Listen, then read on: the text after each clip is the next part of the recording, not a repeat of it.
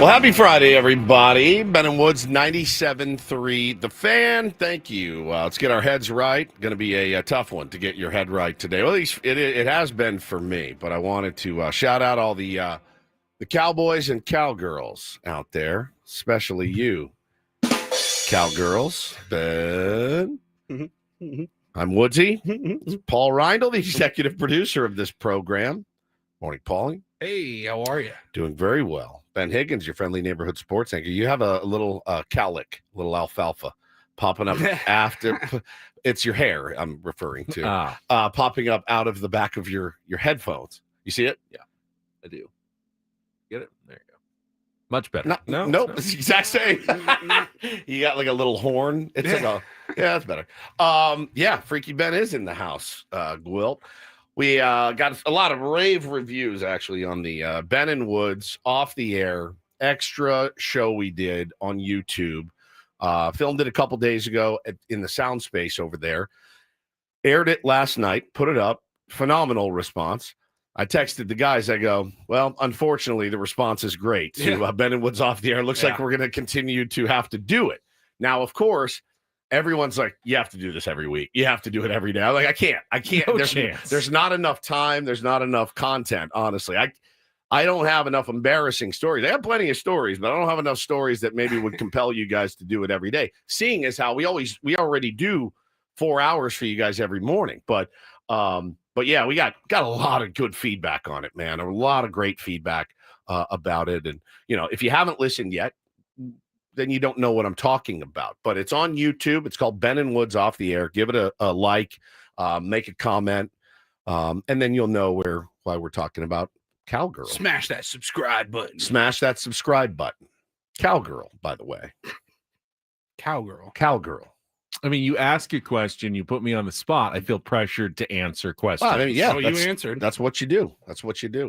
When somebody asks you a question, you answer. But that show is off the air, and this is on the air. So I think there should be a buffer zone between that show and this show. Yeah, I just want to let everybody know it's out there, and they should go listen to it if they're so inclined. That's it. Do you know how to promote anything? Yeah. Have you ever heard of promotion, marketing? Are you not a good marketer? Apparently not. Well, where to start?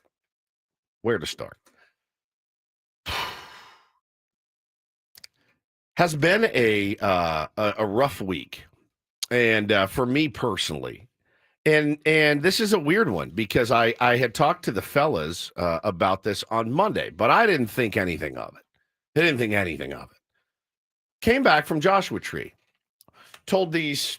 It was great. Monday's show in the morning, like when we were recapping the weekend and the stories, great time.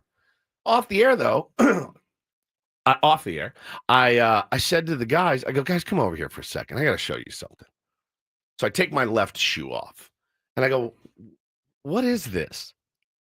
And there's these marks on my foot, and it looks like I fell asleep, and my kids took a brown or purple marker and went and made these weird lines on my feet. Now, I gave Paulie the picture. I took a picture. You still want me to? You want to post my foot? I'll post my foot pic for free on the stream so you guys can see it.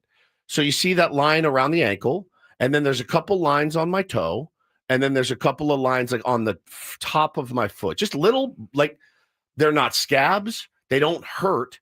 They don't. Dark? Are they like kind of like purple. when you wear your socks way too tight and yes. the elastic like digs into your feet, but obviously that's not what it is. That's not what it is. And it doesn't, they don't line up with the vein, right? So it's not a vein coming out.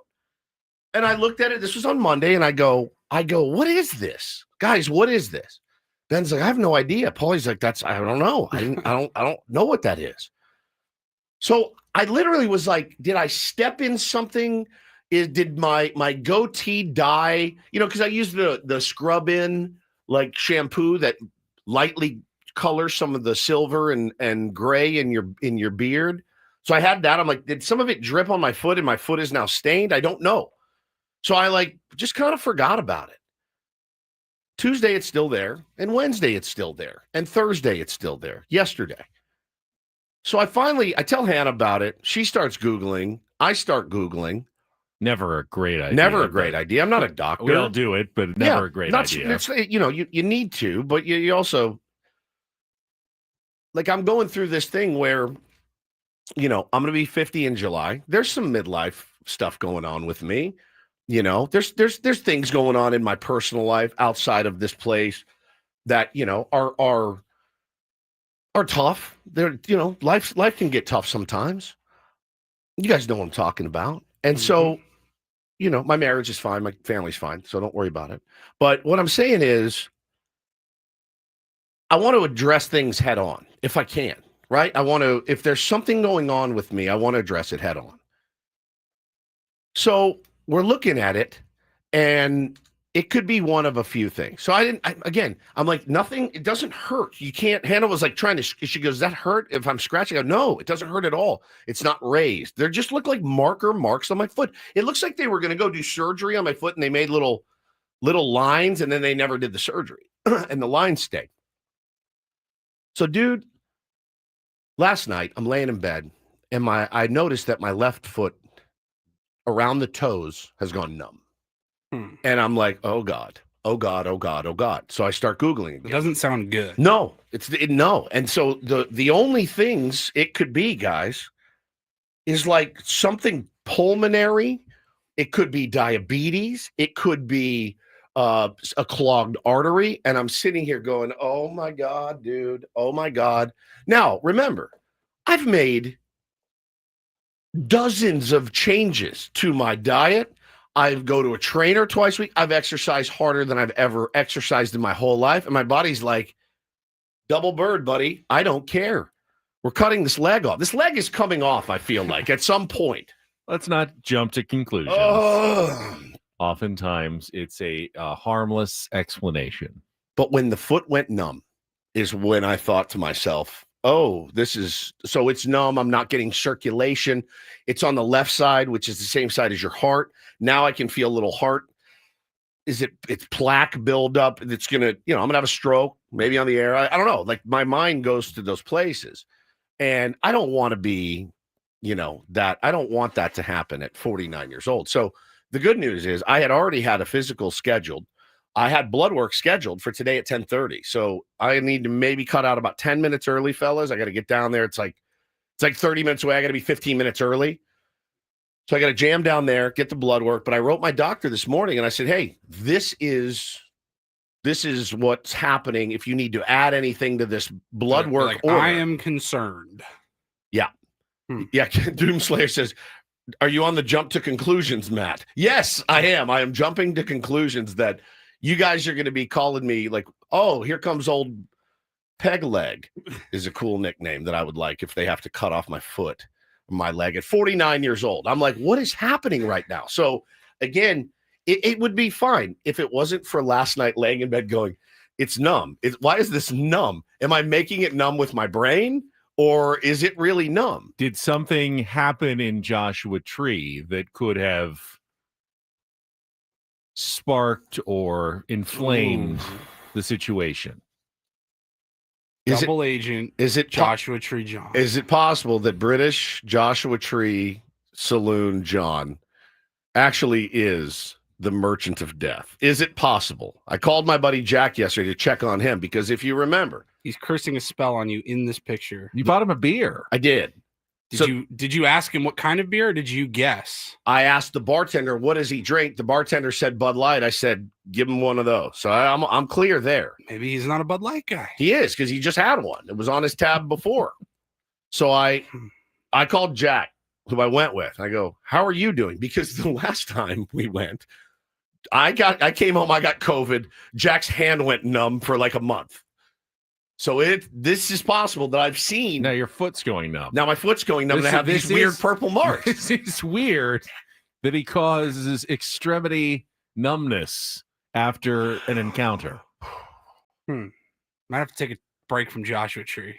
I don't think I'll ever go to Joshua Tree again. As much as I love it, as peaceful as it is, apparently when I come back from Joshua, any of us, I mean, Jack was like, his hand He's like, I deliver mail. I am now having to do it with one hand reaching across into the bag because I can't do anything with my hand. And it went away.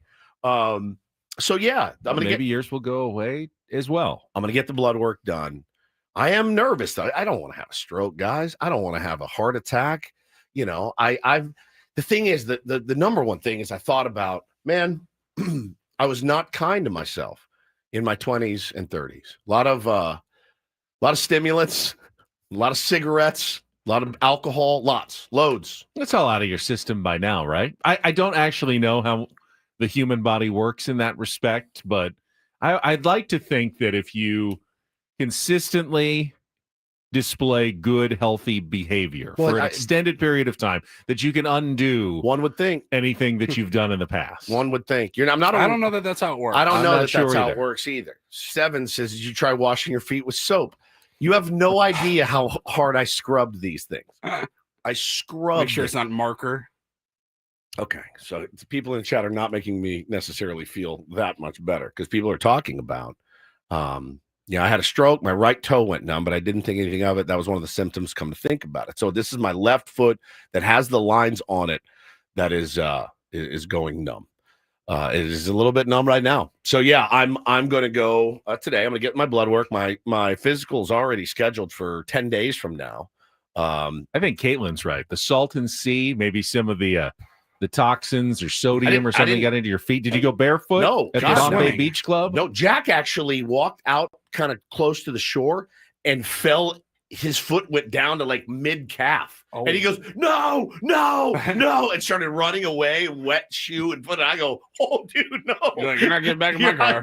I ran because it looked firm, but it wasn't. It was like quicksand. He stepped in it, went. And he flipped out because it's toxic water. But yeah, no, he did not. He doesn't have any of these. So, but again, it's like, I think the bummer was I've made all these healthy changes. I've really worked hard at it. And this is my gift. They're going to cut my foot off and that's going to be great. So I don't know. It's not fungal, Eric. It's not dirt. These are, I don't know. I think my heart's gonna explode at some point. So that's what I was dealing with last night. I can't even believe I slept. I really can't believe I fell asleep last night. Well, the good news is you did go to trustandwill.com already. That's already done. You have the peace of mind of knowing that your family is protected in case your heart does explode this weekend. Correct. Yeah. But you know what? It's good. It's good. A lot of people would put it off. Yep. They would go, if it's still like this in a week or two, and then it'll be a week or two, and then next month, I'm busy right now. I'll go see the doctor. I'll go get some lab work. I'll do it here in the next month or two. You're not waiting that long. I think that's the number one piece of advice that you would get from a medical professional is if you've got some questions, go get it checked out. And I know it's not that easy anymore because getting appointments and getting in, you're lucky, I guess, that you already had a physical kind of scheduled and blood work going, because I think that's a real barrier. I know it is for me. Like the thought of having to, call someone and figure out, okay, well, does this day work? No, we're booked this day. And I mean, they're like taking appointments 5 months in advance. I can't wait 5 months. I don't want to go to urgent care and sit in the waiting room forever, though. I want to go to my doctor. Oh, your doctor's booked for the next 3 months solid. It's very difficult sometimes to force yourself to go get a medical checkup or just some kind of, health update. And you're doing it. You're going today to get the blood work. And I think that's the most important thing. Yeah. And so I honestly last night was laying there. It was about 9:30. And I go, should I just go to urgent care? But if I walked into urgent care, it was like, hey, I've got some purple lines on my feet. And I looked at the bottom of my feet this morning and there's a couple more. And that's what kind of domed me out. Like Hannah was showing me pictures and she's like, look, this is what it could be. So yeah, obviously I'm going to get it taken care of, but always something, man, always something. And it, again, to go back to it, I've made a bunch of healthy changes, like a ton of healthy changes. And this is my reward. This is my reward for it. And what am I supposed to do? Yeah, you get that feeling where you're like, man, I hope it's not too late. these changes are for naught. You look good though. I You feel look healthy. great. Your skin looks I good. I You feel don't- great. You're not sallow. No, or I feel pale really or anything. good. You look and sound good. I which feel is, I think, as- important. I feel as good, Ben, with my shirt off as I have since I was maybe ever. Honestly, I finally have muscles. I've lifted a ton of weights. I've exercised so hard. I've sweated a ton. Like my trainer really puts me through the work. I've done the work. I'm baby stepping. I'm doing the work. I'm not a slacker. And this is what you get, man. It's just tough. It's tough getting old. So take care of yourselves out there. Listen to your doctors, go to your doctors. It's the same thing with mental health, right? If things aren't going well, ask for help. It doesn't make you weak. I want to be alive. I want to be able to see my kids graduate, get married. I want to be a grandfather. All those things are important to me. So of course, that's what you're laying in bed thinking about. What happens if I'm like an invalid? That's not going to work for me. I don't want to burden them. So of course, your brain just goes to all of the worst places. So hopefully it's nothing, and they can. How much sleep you end up getting last night? Not much, dude. Yeah, Not much. Imagine. Also, maybe it doesn't help when you're doing this and you decide to watch a documentary on murders in Manchester where you're going on a trip. Have you ever heard of the Moors murders? Ooh. This couple started just killing little kids in Manchester back in the 80s. And I was like, oh, this sounds good to watch. Well, you're already spun out. And it's phenomenal, fascinating. And I'd never heard of it before. Was that one on? It's on BBC. And the reason I did it, How erudite of you. very, very fancy. The Smiths wrote a song called Suffer Little Children because Morrissey grew up in Manchester and he was the kid when this was going on. So I'd never heard this story before. I was in a Morrissey rabbit hole, and then it got me into this murder rabbit hole. So I'm watching that. Just into the ether. My brain goes. Our next Woodsies Wednesday rabbit hole. Bro, it's so What the topic is going to be. Hell yeah. It's so disturbing. So yeah, that's the update. Gonna go get it checked out. We'll keep you guys abreast of it. And listen, I do have a good sense of humor if they do have to cut my foot off. I do have a good sense of humor. I do. I have a good sense of humor. It will get me through. It probably is not going to diminish your baseball skills that much anyway. Yeah, I didn't have that great you a can year. still play first base. You're fine. I didn't have that great a year anyway. I just did the stats yesterday. Finally got my average up to a robust 211. So yeah, Martin Maldonado is envious. Look, if you put mine and Paulie's batting averages together, you've got a good player. Yeah. You got a good house player. If you combine our batting averages in total. Not how math works. Are you sure? Are we worth one WAR? I don't know how I think it that's works. how it works. We are I'm pretty sure that's how it works. Me and Paulie are such negative. We had such negative WAR seasons. It's not even funny. All right. Physical health. Obviously, you've got some concerns. Mental health. I saw that you have another session of the work coming up. Yes. That you threw out there. I know you had a bunch of people who showed up last month for your new group that is an avenue for men's mental health. People who are don't want to be afraid to ask for a little help or just need a little bit of support. So you're going to do that again coming up in a week or so. Yeah, we're going to do it a week from tomorrow at 11 a.m. So it's Saturday, June 14th. At 11 a.m., the Lost Abbey Sanctuary, again, 1215 San Alejo Road in San Marcos. Would love to see you guys out there, expecting a bigger crowd this time. So yeah, it's going to be, we'll promote it or whatever. It feels weird to say promote it, but we'll talk about it next week too, give you guys a reminder. So yeah, that's been a really cool thing and getting a lot of good feedback on that. We do have a Discord as well. I've tweeted that out before if you want to get in there, but yeah, we're going to do it that next Saturday, the 14th at 11. All right. We'll check traffic and then set the menu for a busy Friar Friday with Ben, Paulie, and hopefully hypochondriac Woods on San Diego's old one-legged Woods. number one sports station, 97.3 The Fan. From the 855 Get Ross Traffic Center, protecting San Diego after accidents or injury, here's Kelly Danick. Traffic is brought to you by Park 101 Multi-Level Sports Bar and Restaurant at the Carlsbad Village. Good morning, guys. Got a few things going on already. Northbound 15, Friars Road, stalled car in the center divide, and a crash in the center divide, northbound 5, past Genesee. We also have reports of a stalled vehicle on the Twin Oaks Valley Road on-ramp to westbound 78. Park 101 Sports Bar and Restaurant in Carlsbad. Catch the game with your fellow faithful this weekend as we take on Milwaukee while sipping 22 ounces of Estrella Jalisco out of a souvenir bat. Park 101, Carlsbad Village, proud sponsor of the Padres Radio Network. I'm Kelly Danek with Ben and Woods, San Diego's #1 sports station, 97.3 The Fan.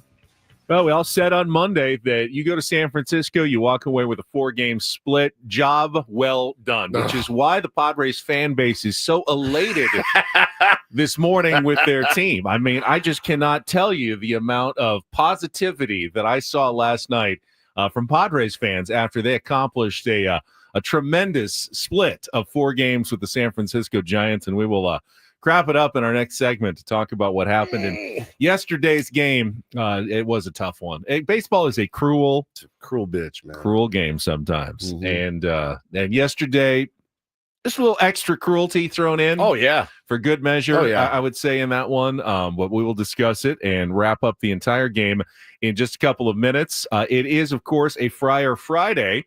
Our guest today, and it'll be at 8:35, will be Padres Assistant General Manager Josh Stein. So we'll chat with him about what's going on behind the scenes with your San Diego Padres. Of course, not going to, he's going to hold his cards pretty close to the vest, I'd imagine, but we'll probe as to what the Padres are looking to do in the outfield and any other moves they might be looking at this time. What's going on in the minor leagues? Any help on the way? Certainly would be appreciated. Left field. I think Starting pitching. He probably doesn't need your subtle reminders of what the Padres still need at this point, but we will talk with Josh Stein coming up at 8:35. Before that, it is also an SDFC Friday. They've got a game tomorrow night at Snapdragon Stadium. It's a friendly, but it's also expected to be a big crowd. I heard Mikey Varas say yesterday that I think they told him at least 30,000 maybe, and a lot of those will be actually fans of the opposing teams. Club America, one of the more popular teams in really the Western Hemisphere when it comes to soccer, one of Mexico's most popular professional teams, in for a friendly. So they're expecting a big crowd, but not necessarily a completely SDFC crowd tomorrow night at Snapdragon Stadium. He has an update on Chucky Lozano's injury as well. It's looking somewhat, positive in terms of, we hear this from Mike Schilt as well, the optimistic Mike Schilt, somewhat positive about the injury, but we'll hear what Darren has to say coming up at 7:35 when we're joined by the broadcaster for SDFC and our good radio friend. Outside of that, obviously we'll talk baseball. The NBA Finals started last night, man, and it was finish. Yet again another incredible comeback by the Indiana Pacers. Out of nowhere, they steal game 1 on the road against the Oklahoma City Thunder. If you watch that game, you got some thoughts. We'll talk about it a little bit, I'm sure, coming up on the program today. Regular features, Don't Do This, Take on Woods, Rhino Report, and did you see the tickets that we have to give away today? we have lots of tickets. We have one last 4-pack of fair tickets. Listen for the GOAT sounder to call in to win. Yeah, and not parking. Now, not now. That's not just now. That's just what it sounds like. And we are giving away Padres Dodgers tickets for Monday's game. You can get your tickets at padres.com/tickets. I don't think there's that many left, but the Padres say there is limited seats available for the midweek series, first matchup against the Dodgers. So you can win a pair coming up later today. So stay tuned for all of that. We'll come back, though, and start talking about what happened yesterday afternoon at Oracle Park as the Padres come up just inches short of victory against the San Francisco Giants. It's Ben and Woods. Happy Friday to you on San Diego's #1 sports station, 97.3 The Fan. Gambling problem? Call 1-800-GAMBLER. GEGE 000-466. For a full list of games and rules, played at 7 Mile Casino. Visit 7milecasino.com. Well, the team is still on the road. They're in Milwaukee this weekend. You're here, though, and you can make the short trip to 7 Mile Casino today, tomorrow. Maybe enjoy a brunch at 7 Mile or have lunch today at Sammy's at 7 Mile. Enjoy the weather, enjoy the patio, and enjoy San Diego's best card room, Woods. Yeah, buddy. Sit down, play a little California-style blackjack, some Pai Gow poker, some Texas Hold'em, some Baccarat. They got it all at 7 Mile Casino. Now, they don't have slot machines, but I think that's in the plus column for them because I don't like slot machines. They're very loud and kind of annoying. I just want to play cards and sit in a smoke-free environment. Nobody blasting cigs in my face. I just want to sit and play some cards, have some fun, have some great food, and that's the place to do it. 7 Mile Casino. Check it out for yourself, my friends. It is just 7 minutes from downtown. I used to like slot machines, and now they got so complicated. They're so hard. I can't even figure it out. I can't follow them anymore. No, I don't feel like I feel like there's no skill it involved. makes me feel old. It Actually, does. I It like does. cards. They haven't really changed much Correct. in hundreds of years. Yeah, blackjack's blackjack. They're solid. It's solid. I like the feel of them in my hands. Check it out today. It's 7 Mile Casino, 7 minutes from downtown.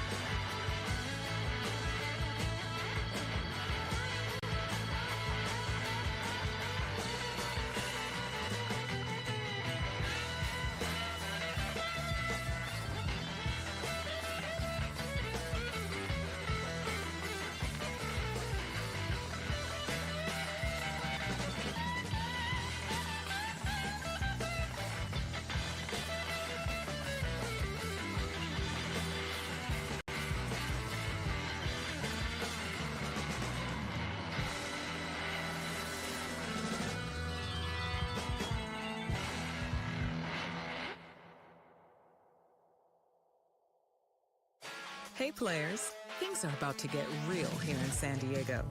Introducing the all-new Jamul Casino Resort.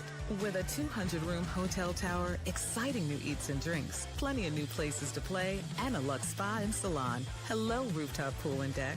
It's where players can play their hearts out and enjoy all the perks that come with it. It gets real this summer at the all-new Jamul Casino Resort, the players' place.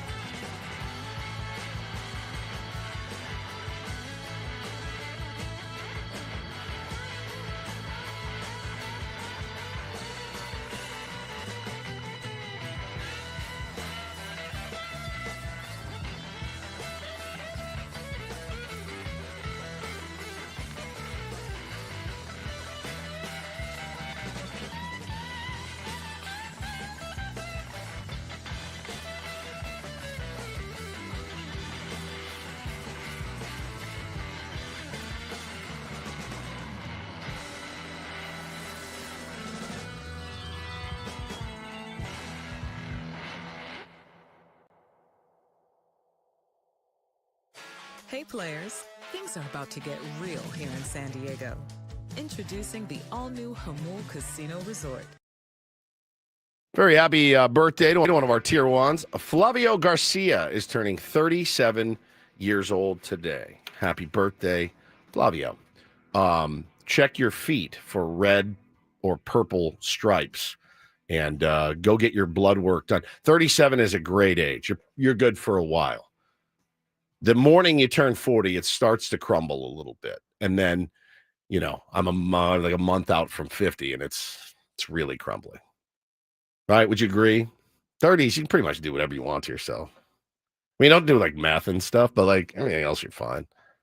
Stay away from bath salts and whatnot. I think it can vary from person to person a little but bit. I mean, I'm saying for the most part, generally, you can eat a lot, you can drink a lot, you're gonna be all right. Exercise. I wish I had a much more rigorous exercise routine in my 30s and 40s. A little bit piecemeal here and there. Always stayed active, but played sports, but more vigorous exercise, more good heart healthy exercise. Right? I still say it's never too late. No, I mean, well, if you're 95, that's when you actually start picking up really bad habits. Well, yeah, then you've already accomplished. Yeah, you made it.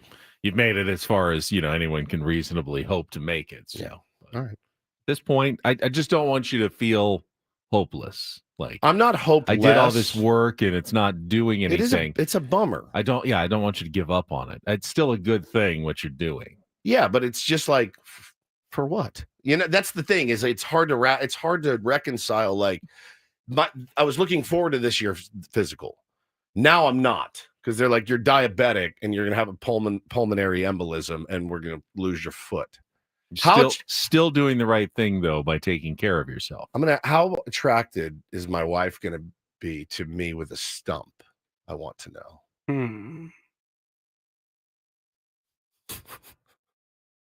I mean, some people could be into it. I don't know if she is. People are definitely into it, Paulie. How do you know? Yeah, what? These people are into everything. That's true, cowgirl. I was gonna say maybe we have to record episode 2 later today. Get into that a little bit more. I would like to take the Ben and Woods Off the Air YouTube show into a direction where we explore more of your fetishes. Yeah, I do think it's fascinating. It's what the people want. What do you mean it's not necessary? You know how many comments we had of people like, I'm 30 seconds in and you guys wasted no time. Some people were like, bro, 30 seconds into this thing and I am on the floor.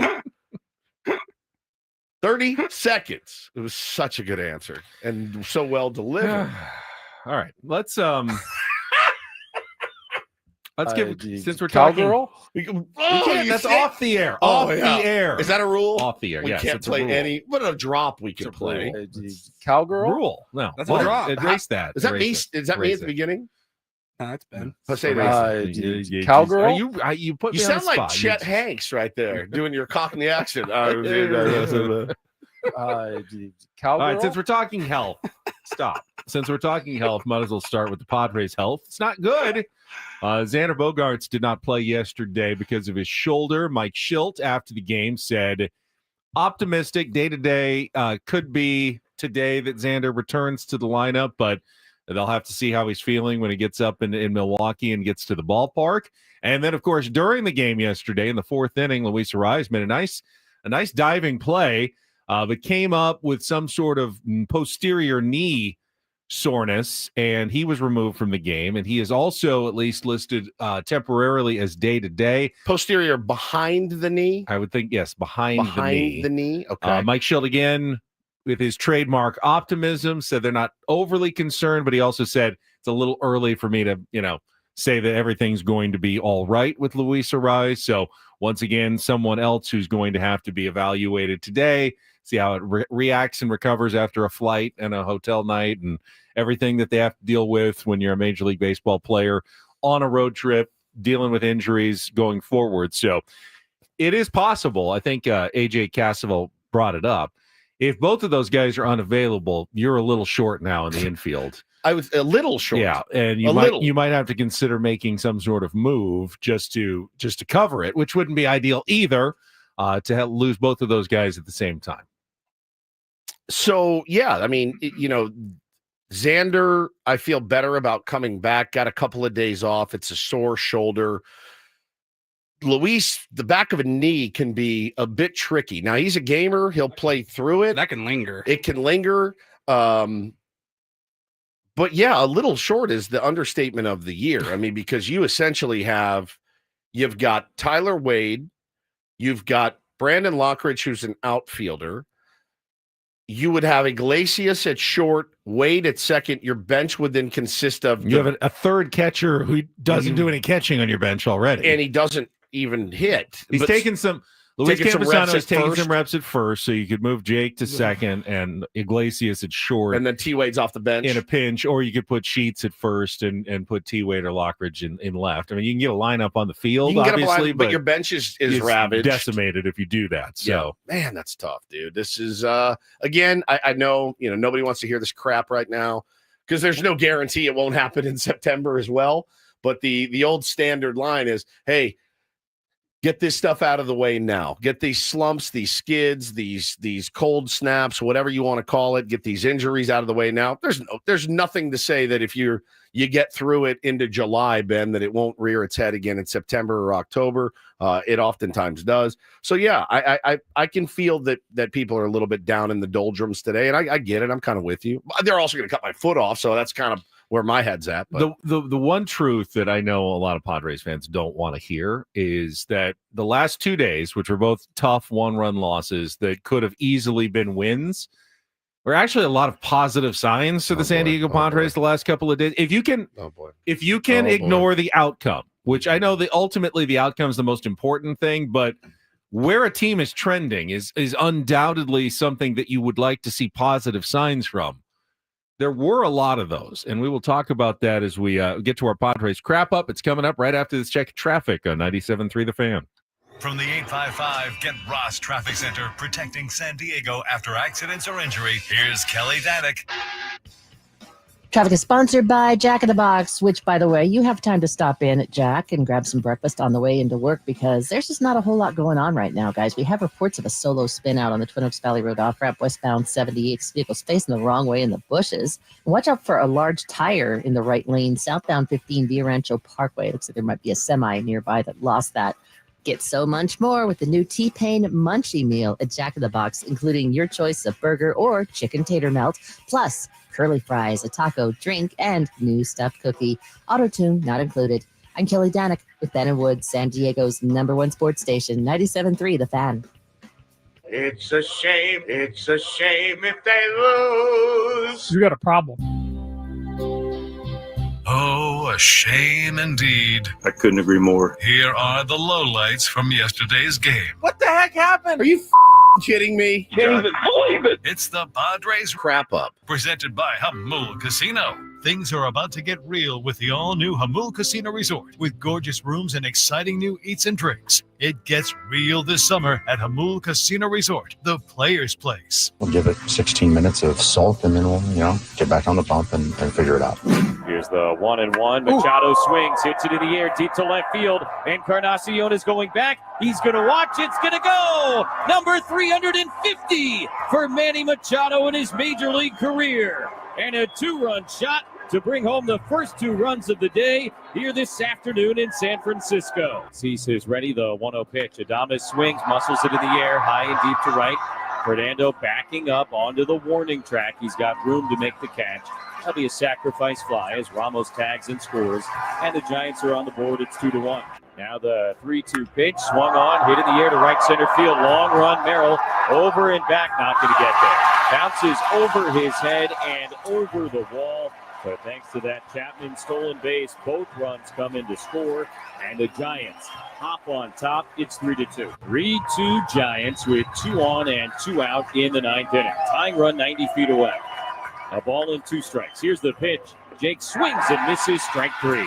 Came back with the slider and got him. And Doval earns the save as the Giants earn the 4-game split. Back and forth, 1-run games. I mean, it was hard fought. The walks hurt us the last 2 days. I mean, not a lot of them, but the ones we gave ended up biting us. Man, the walks kill you, dude. They just kill you. Yeah, they both came around to score in the bottom of the third inning. There's nothing that's more frustrating, and I don't think it's just for fans. I think it's for players and managers. When you score and your pitcher then gives up runs right after that, you just want your pitcher to go out, back up your offense, and you knew you weren't going to get a lot against Robbie Ray yesterday. And we talked about that in the game. Robbie Ray is good. Robbie Ray was the pitcher of the month in May. For whatever reason, the guys can't hit his fastball. I mean, the Padres are not a team that strikes out a bunch, and he struck out 9. He struck out like 5 of the first 6 92, or something. 93, and you're going like, why can't they hit it? But the Padres aren't the only one. Every other team has also struggled to hit Robbie Ray. He's been one of the best pitchers in the National League this year, but they got there too. And congratulations to Manny Machado on his 350th career home run. Absolute Hall of Fame trajectory for Manny Machado. No doubt. You make any comparison with any guy who's at 350 and he's about to get his 2,000th hit later this season, as long as he stays healthy, he is on track with every player who is on that same course, save Alex Rodriguez, and we know why he's not in the Hall of Fame, is in the Hall of Fame. 350 at this point in his career. What is he, 32 years old? I mean, what's he on track for? Is he on track for like 500? Yeah, 500, 3,000. He could do both. He absolutely could do both, and that would be slam dunk Hall of Fame territory, of course. I mean, he's not going to keep up 30 forever, 30 a year average, but doesn't have to. That would be 5 years at that rate. Yeah, haters are weeping right now. He's that's it. He's on his way. It sucks. It takes away totally. I mean, again, how about that AB in the 9th off of Doval too? My God, I mean, as impressive as the home run might have been better at bat. Jesus, dude, that just to be able to shoot that pitch with authority. He also got robbed of a hit with one of the better plays you'll see from Tyler Fitzgerald up the middle. Tyler Fitzgerald, is that right?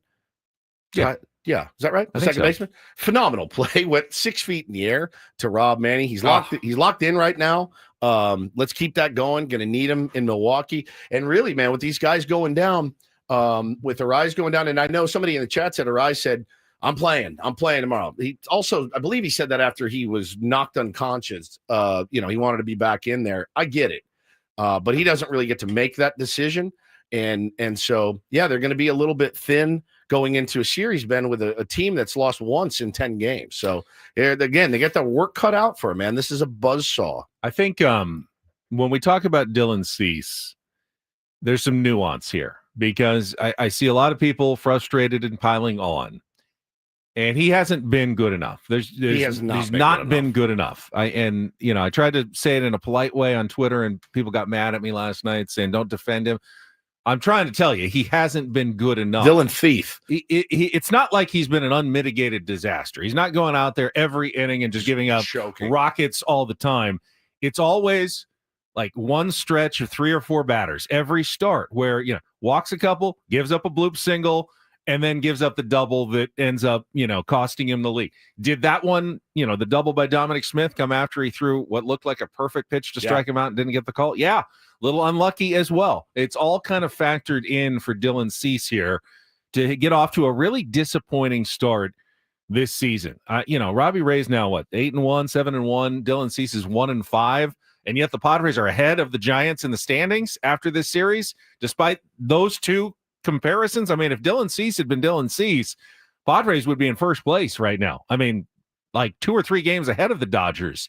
If Dylan Cease had pitched the way we have come to expect Dylan Cease to pitch this season. No question. In that sense, absolutely hasn't been good enough. What I am saying is that I still see somewhere in there is the pitcher that he strikes out a lot of guys. The slider, when it's working, can be unhittable.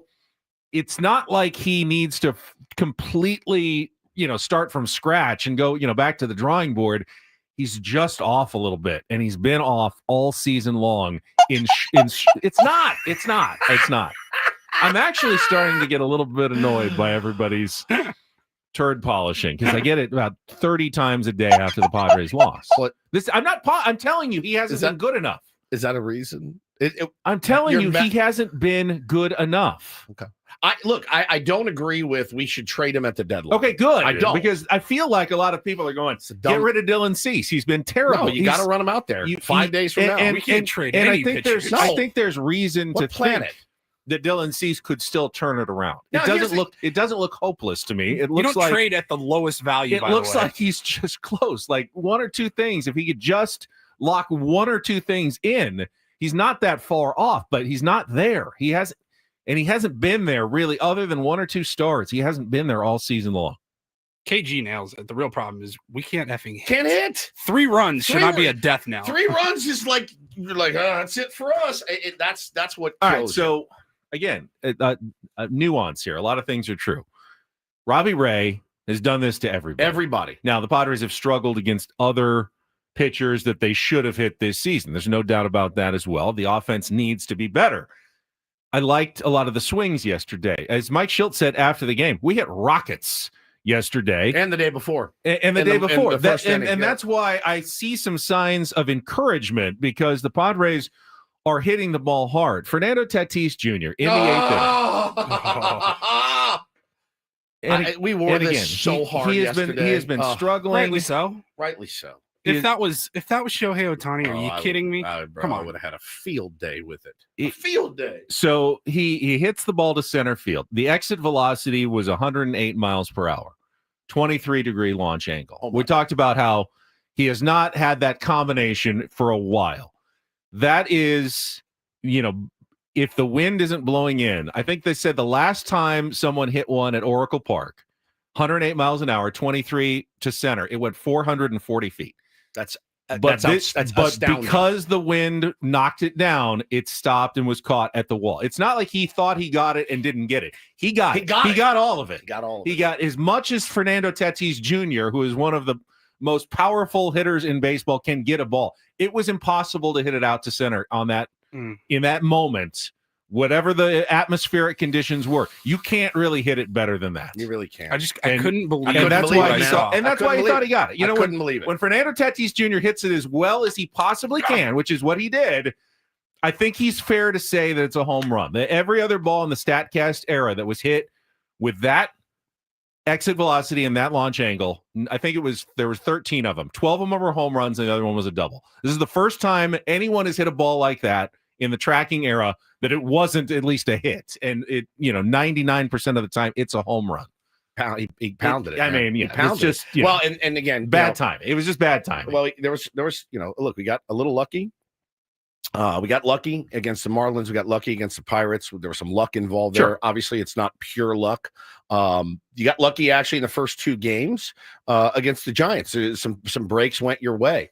You got unlucky as hell. Luis Ariz hitting that ball into the gap. The kid made the phenomenal catch, ties the game. Nando takes the lead with that home run. And give the Giants credit. They still had to make the plays. Yeah. Jung Ho Lee had to make that catch. Gerard Encarnacion had to make the catch against Ariz. They made those plays. Merrill could not get back. The positioning of where they were factors into it as well. Merrill was shallower. Jung Ho Lee was deeper against Tatis on that play. Great. I mean, there's just great. I mean, look, he hit it. He hit it well. We lost those games. It is what it is. We split on the road. It sucks. It's an annoying split.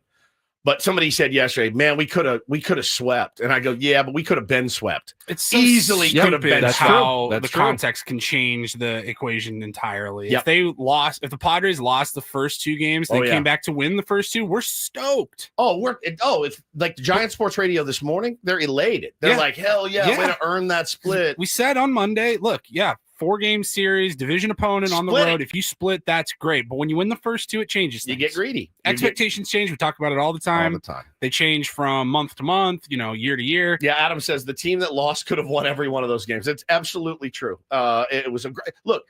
Objectively, great series, fun series, wild 4 series. one-run games. Yeah, 4 one-run games. If you like baseball, 2 of them didn't go our way. 2 of them did. We move on. The guys are sleeping sweetly right now at the Pfister, Ben. So hopefully, they're getting a good night's rest because, again, they're going to go face. We got to turn the page on the Giants. The Giants are done. We're up in the season series against them, 4-2 right now. So that's good. Keep rolling. Find a way to split series, win series, and you're going to be just fine. But again, the injuries are what makes me a little nervous. The uncertainty with Darvish, with King, Dylan Cease is a concern. He's not been good. And we need him to be good. If anything, I could take away if Fernando Tatis Jr. is starting to get a little more locked in. That's the best thing that can happen to the San Diego Padres. We absolutely need it. Don't. I hope he doesn't take the lesson is not like, oh, I didn't get the home run. He did what he needed to do. He squared up a baseball in a situation like that. That's what we've been waiting for. Yep. Didn't work out. Not his fault in that situation. But again, listen, we got to talk about Martin Maldonado's in the worst at bat of the year. We got to talk about Jose Iglesias not sliding into second base. I saw one of my buddies was like, man, Macias with a bad send. Brother, that is a double 99% of the time, and it's probably a double if he slides. All he's got to do is get down. I have no earthly idea why he did not get dirty, slide into second base to have a double there. He got a perfect carom. I mean, everything went against you yesterday, and you still lost that game by 1 run. You had, tying and winning runs on base at the end of the game. Fine. Like, build off of that. You got to figure out a way to score some runs against Milwaukee, and they're really tough staff. All right, we'll talk about whether the Martin Maldonado experiment needs to have run its course or not. Doesn't he catch Randy Vasquez usually? Does that mean he's going again? Probably. Today? That's tough, dude. We'll see. And we will get to maybe a little of that basketball game last night as well. Wow, what an ending. It's Ben and Woods, 1 hour down on a Friday on 97.3 The Fan.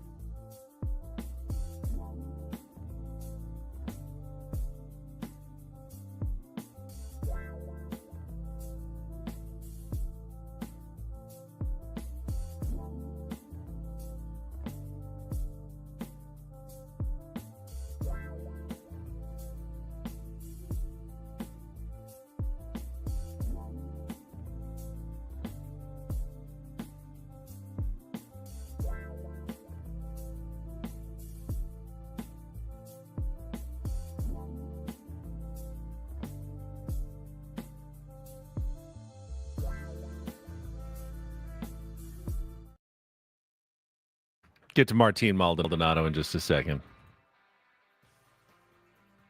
That basketball game last night, Woods. I don't know how much you got to watch. The last play. I saw it just on the Twitter. end. Yeah, I saw it on Still. Twitter. I told you I was watching a murder I know. documentary, lamenting the loss of my leg. So the story of the Indiana Pacers is turning into one of the, I mean, like this is a Disney movie type story if they end up winning the postseason.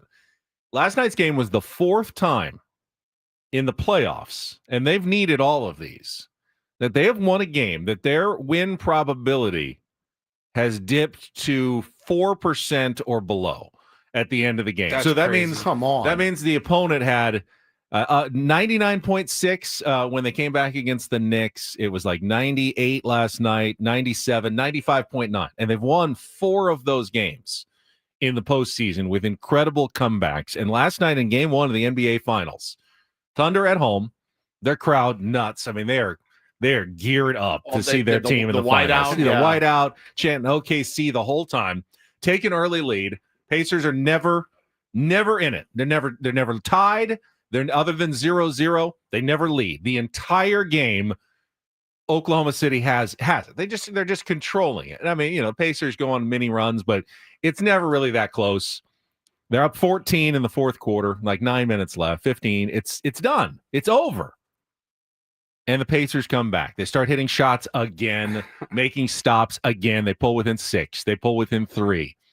They pull within 1. They get a stop with seconds left. And Tyrese Halliburton, who didn't even have a great game, hits the game-winning pull-up jumper with 0.3 seconds left to give them their only lead. They led for 0.3 seconds of a 48-minute basketball game. What a clutch The only 0.3 seconds that matter. And they win 111, 1-10, even though they were like 9.5, 10-point underdogs. 9.5, yeah, crazy. In game 1. And now they've stolen home court advantage. Game 2 is on Sunday in OKC. It almost feels like a must win if you're the Thunder. The Thunder are the better team. Yes, absolutely. They're one of the best teams to make it to the finals in NBA history, actually. Yeah. Like statistically over the course of the season. But I did tell you guys a few days ago, I saw the stat. The Pacers, I said if they win game 1, they're going to win the series. Wow. And it's probably not too late to get pretty good odds still for them to win the series, even up 1-0. They still have to be underdogs. They have not lost back-to-back games since March.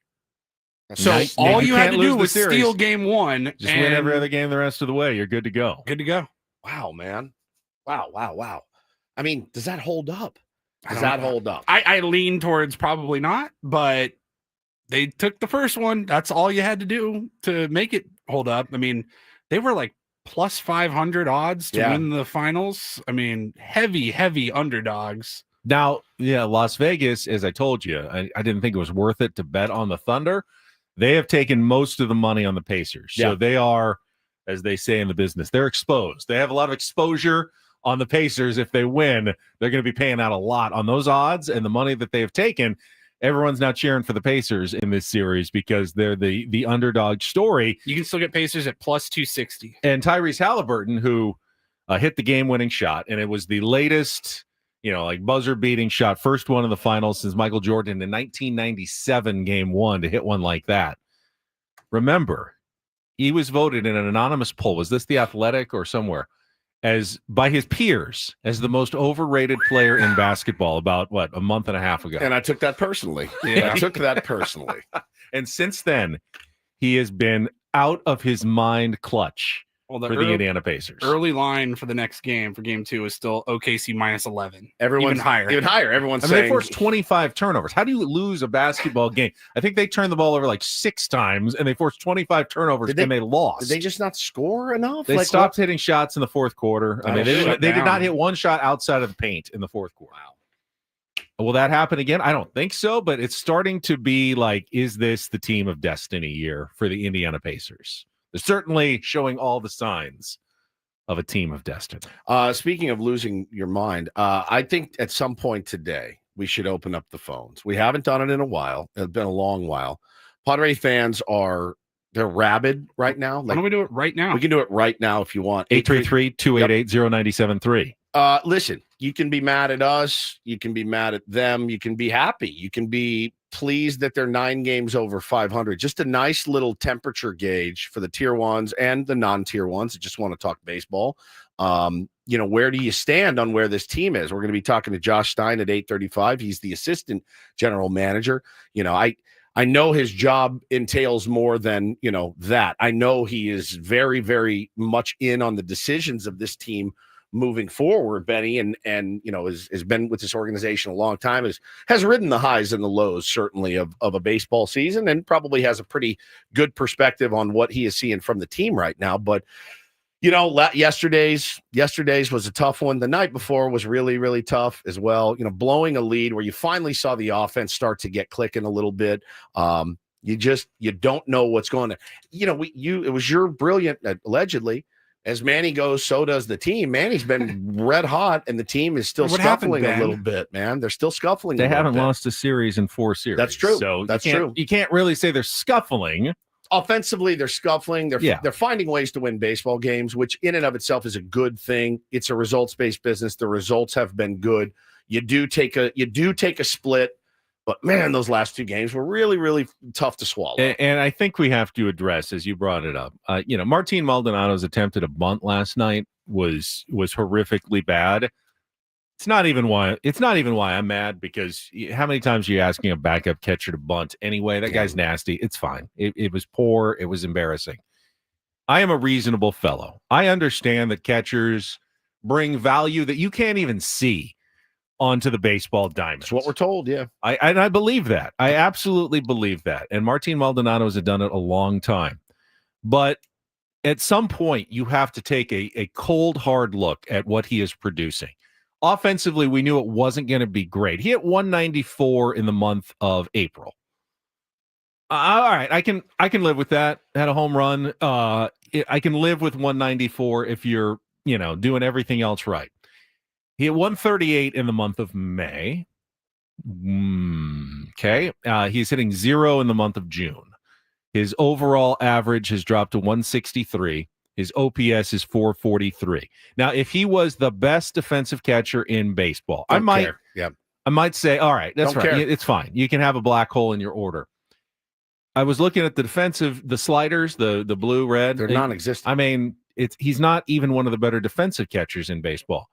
He's okay at framing. Everything else is in the deep blue in terms of the metrics.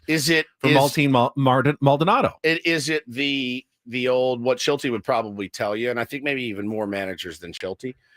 Man, you got to see how he works with these pitchers, though. That's what we really care about, is how he works with these pitchers, what he says to him, his preparation. Again, it's not a personal thing against any of these guys, man. That is a tough gig. I get it.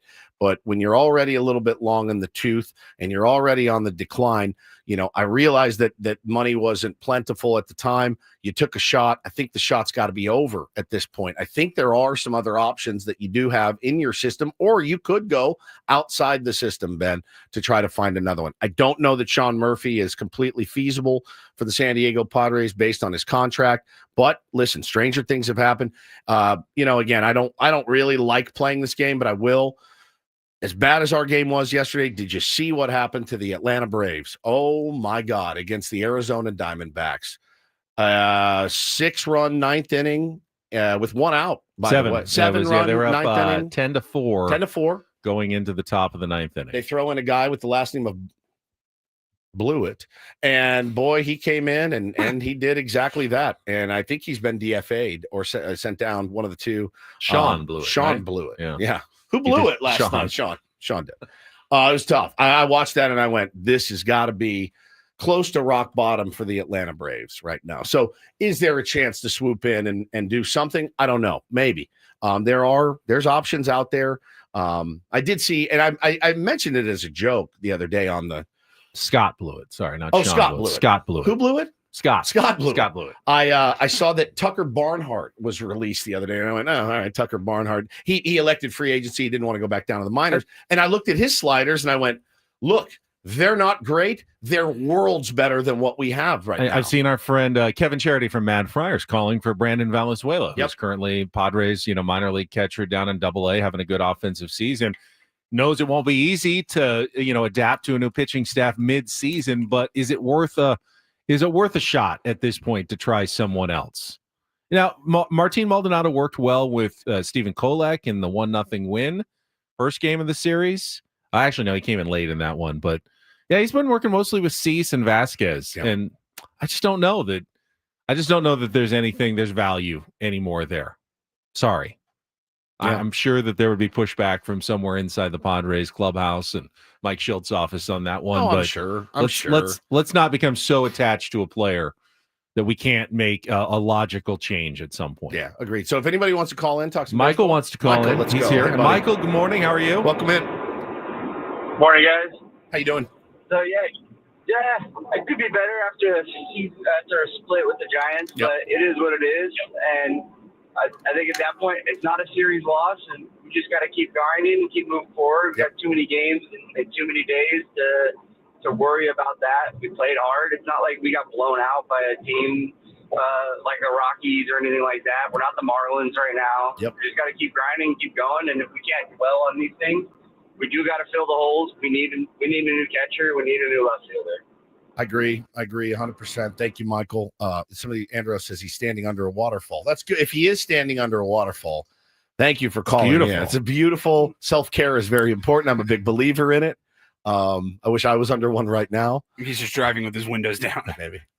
I like the thought of the thought of a tier 1 though under a waterfall. Saying, fellas, we need to find a catcher and a left fielder. Let me ask you. You guys need more zen in your life. Look at me. Let me ask you in the tier 1s a question. Yeah, because there's no such thing as just standing still. You're either getting better or you're getting worse. Yeah.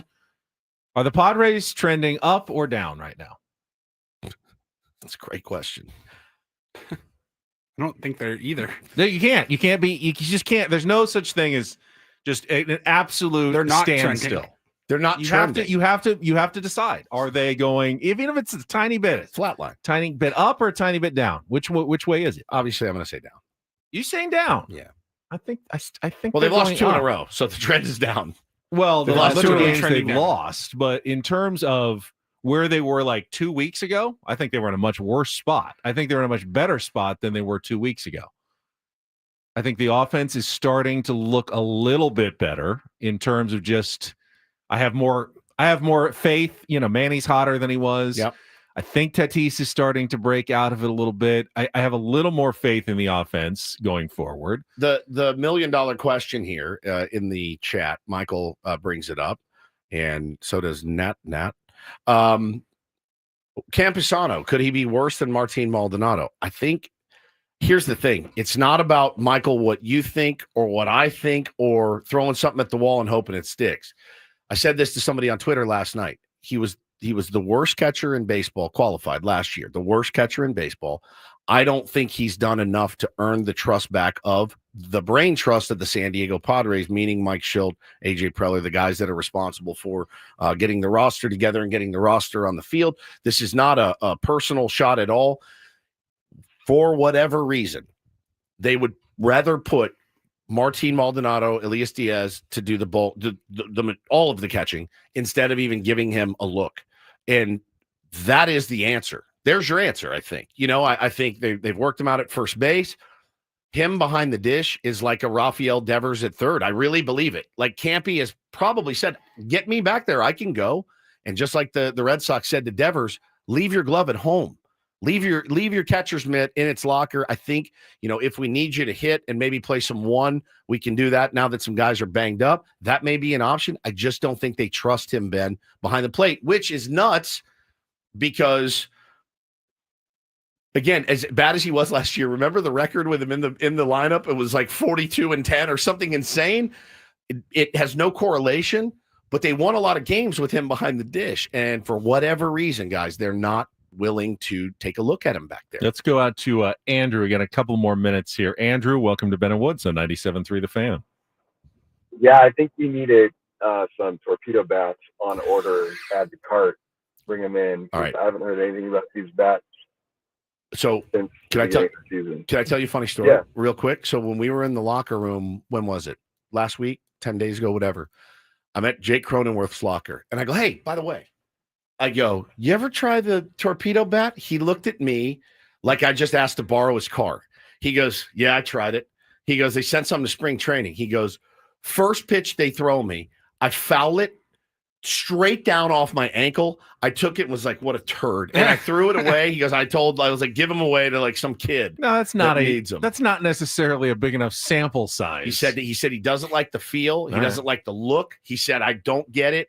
I don't understand it. I don't want it. I'll admit that, the way that Tatis has been struggling with his kind of his barrel launch angle, that I don't know, maybe it would be worth a try for him to check out the bats. But as don't Jake you said, think he would have already tried? They've tried it. I promise. Maybe it was more than one swing. I'd be surprised if every single guy hasn't at least once taken him into the cage. Remember Manny after the first week of the season was like, hey, get me a torpedo bat. I promise you. You got to remember, every distributor, Victus, Mizuno, whoever, they go to all the spring training facilities. They bring all of their new stuff, guys to try out and see if they want to use it.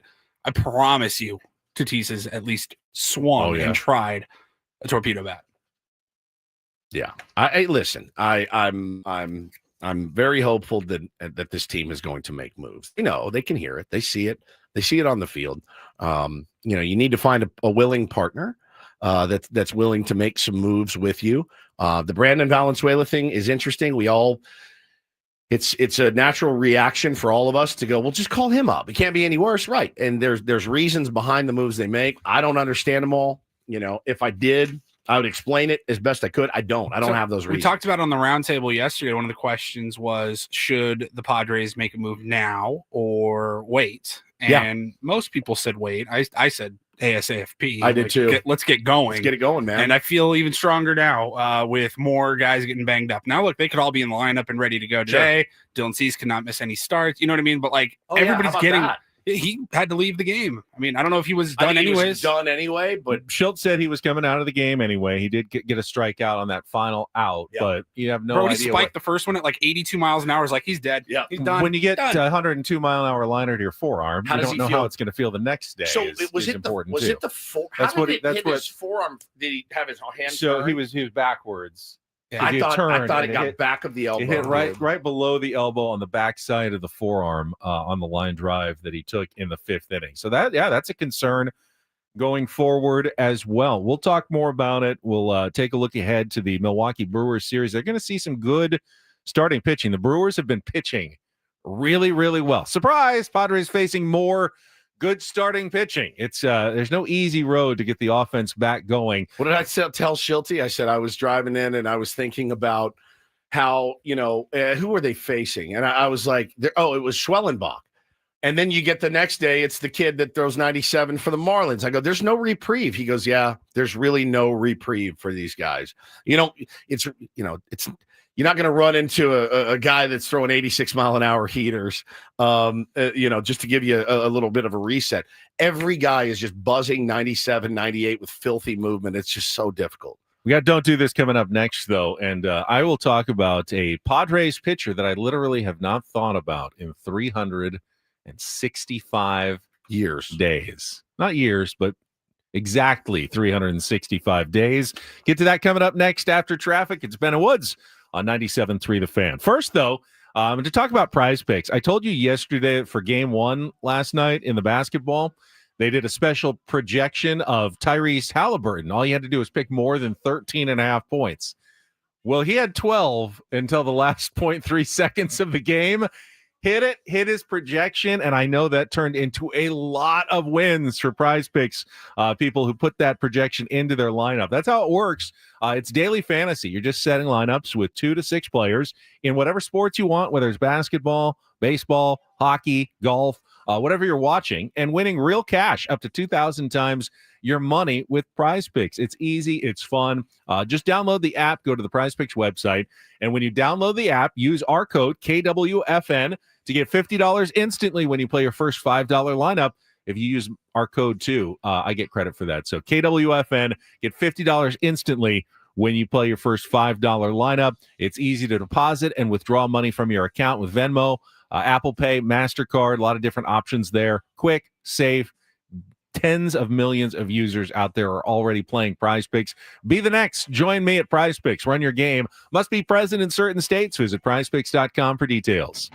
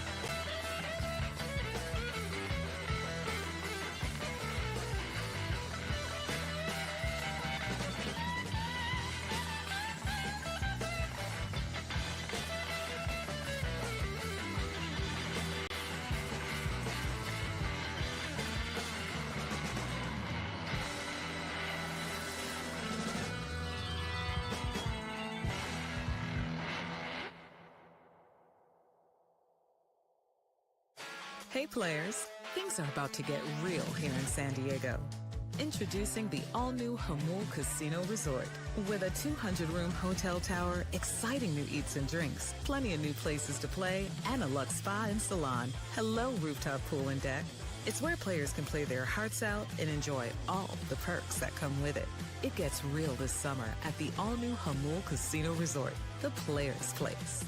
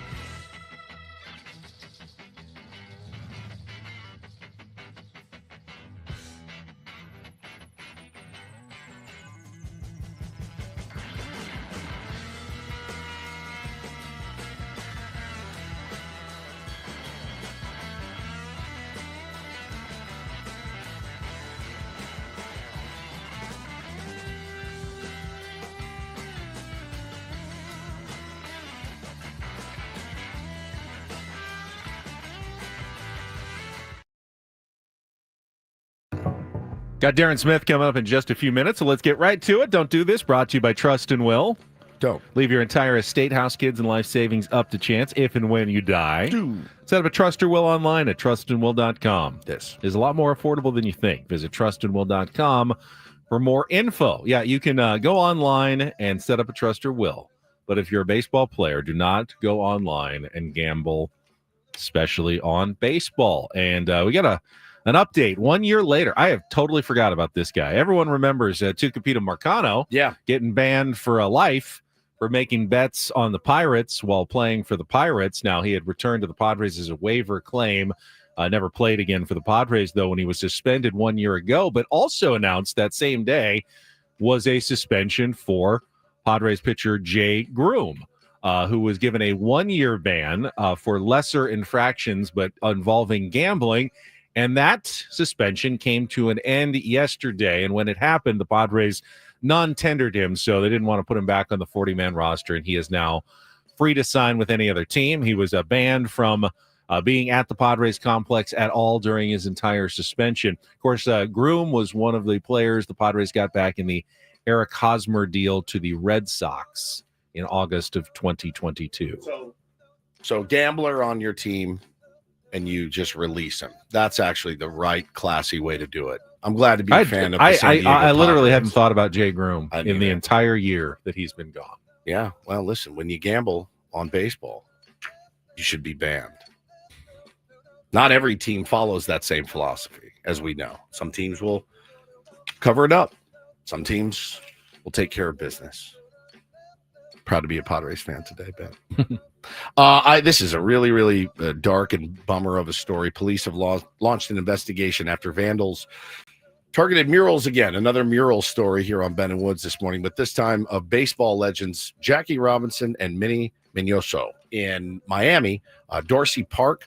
And it wasn't just, they weren't just tagging these murals, Ben. They were putting Nazi signs on these murals. A 7-year-old boy discovered it, let his parents know what was going on. They ended up covering it up with plywood. And Terrence Cribbs-Laurent, executive director of the City of Miami Black Police Precinct, says, I know you may not be able to show it on television. We need the community to uncover the hurt and hatred that is existing. The reason why this keeps being perpetuated is because we keep covering it up. And on Wednesday, Democratic U.S.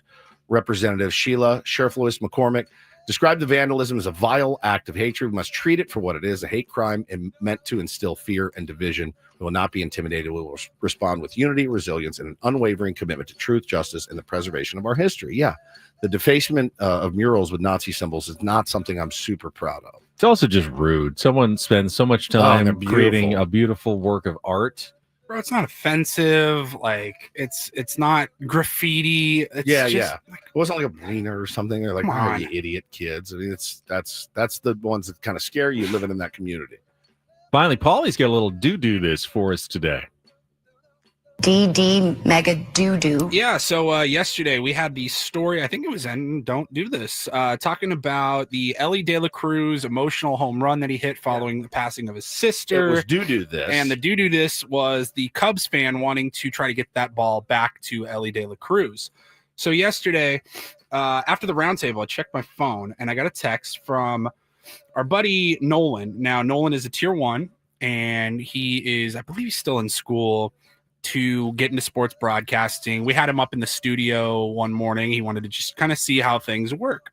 Hadn't heard from him in a while. And he says, hey, Paul, hope you're doing well. Just wanted to check in and see how things are. I heard you guys talking about the Ellie De La Cruz homer earlier on the show and thought you might find it cool that this was the first story that I broke during my internship at TMZ Sports this summer. Look at him Such go. a fascinating story to me, and I'm glad it's getting some traction. I said, brother, I had no idea.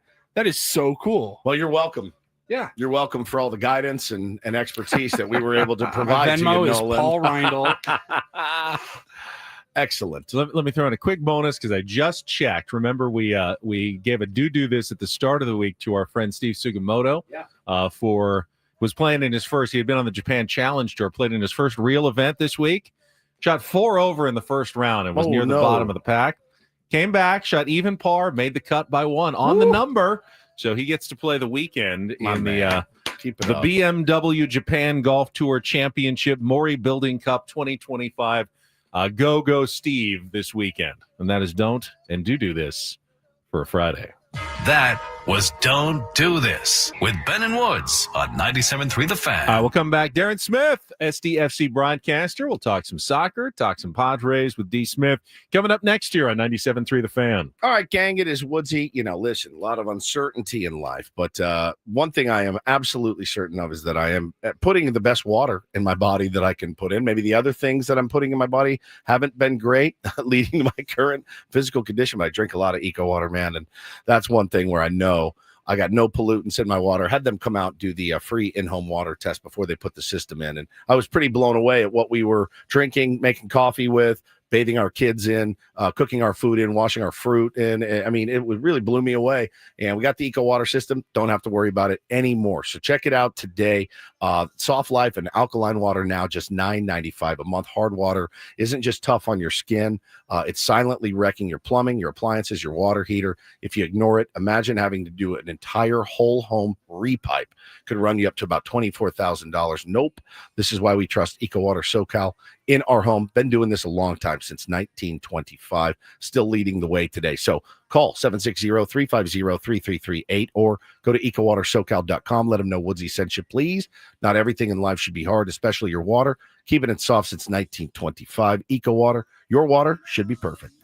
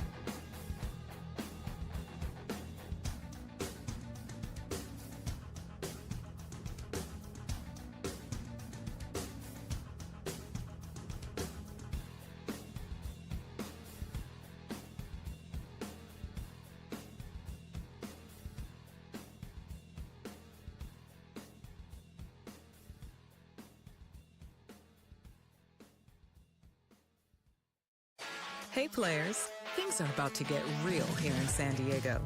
Introducing the all-new Hamul Casino Resort. With a 200-room hotel tower, exciting new eats and drinks, plenty of new places to play, and a luxe spa and salon. Hello, rooftop pool and deck. It's where players can play their hearts out and enjoy all the perks that come with it. It gets real this summer at the all-new Hamul Casino Resort, the players' place.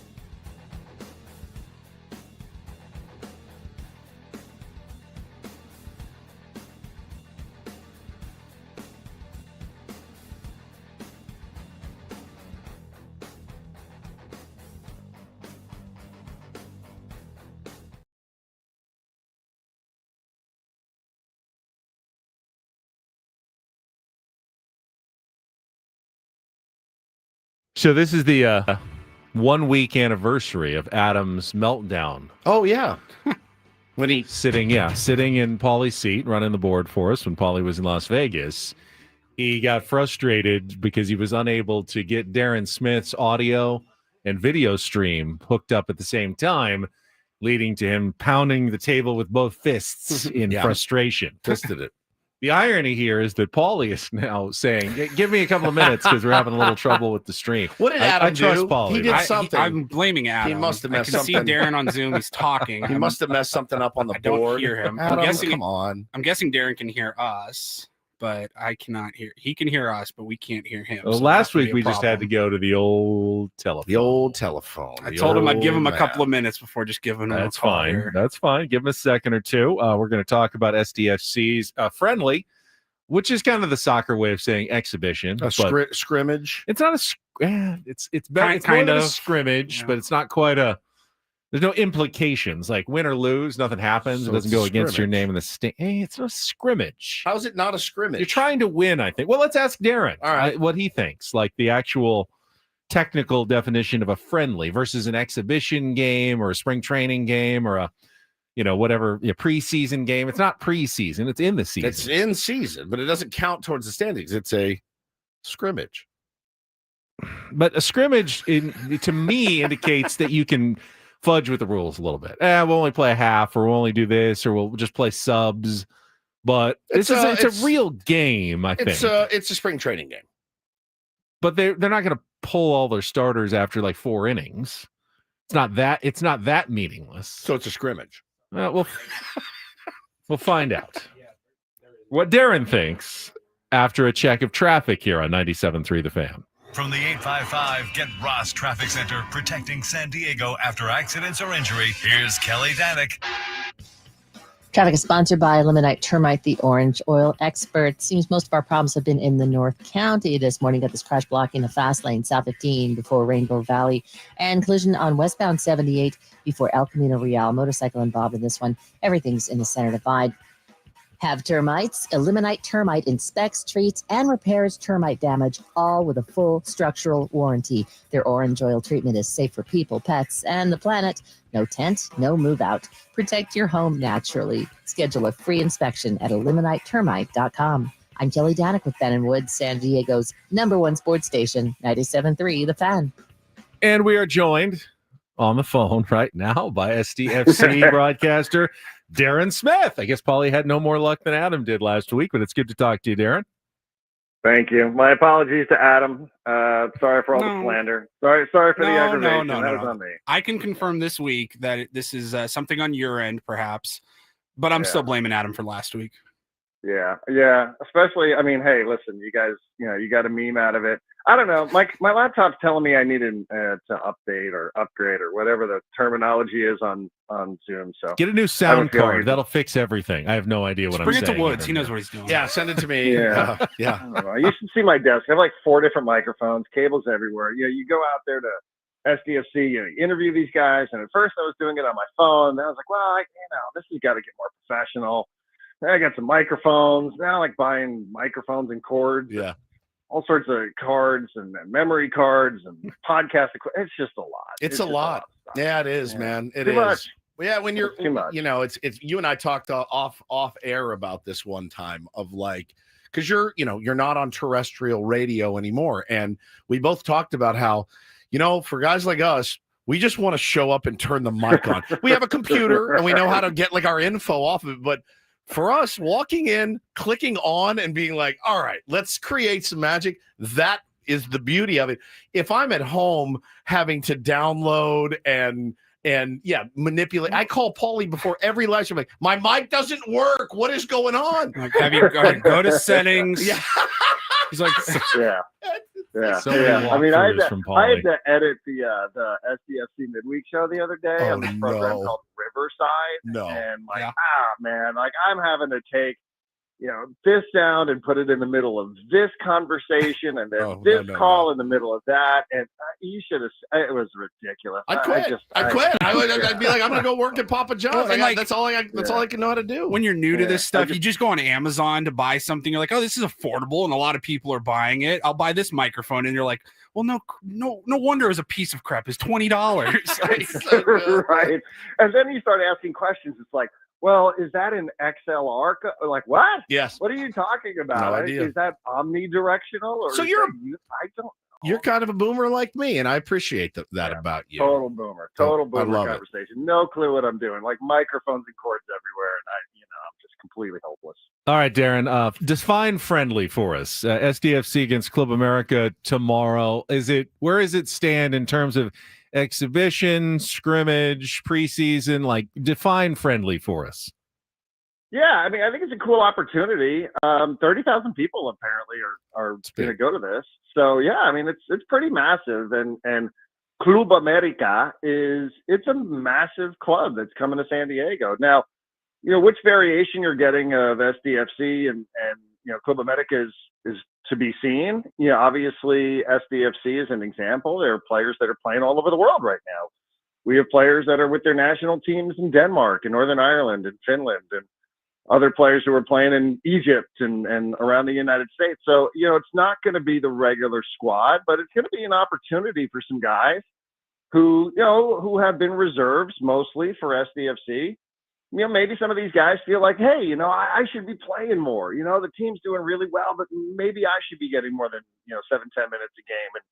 And they're going to get it. They're going to get it. They're going to get, maybe 45, 50, 60, 70 minutes. There's not a ton of options for Mikey and for SDFC, but it's just a great opportunity to play against a team like Club America, which has this massive following. I was just looking at some of their social media followings on Instagram. I mean, they're in like the 6-7 millions. So, I don't know that it's not going to be life or death out there. I think it's just a cool opportunity for a team like SDFC to see how it stacks up against one of the biggest teams, if not the biggest team in North America. All right, D. Smith, thinner bench, Mikey Varas or Mike Schilt? Wait, what? Who's got the thinner bench? Mikey For this Varas or one? Mike Oh, Schilt? Mikey Schilt. Yeah, I yeah. think Mikey Schilt does. Mikey Schilt is up I against thought it. this was I thought this was like F, Marry, Kill. No.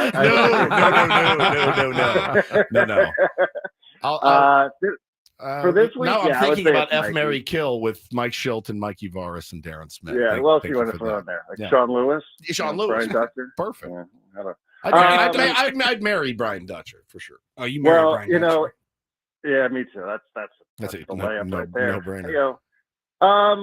I think given what the stakes are, I think you'd probably, you might say Schilt, but I was out there talking to Mikey yesterday because I'm just trying to get a feel for this broadcast.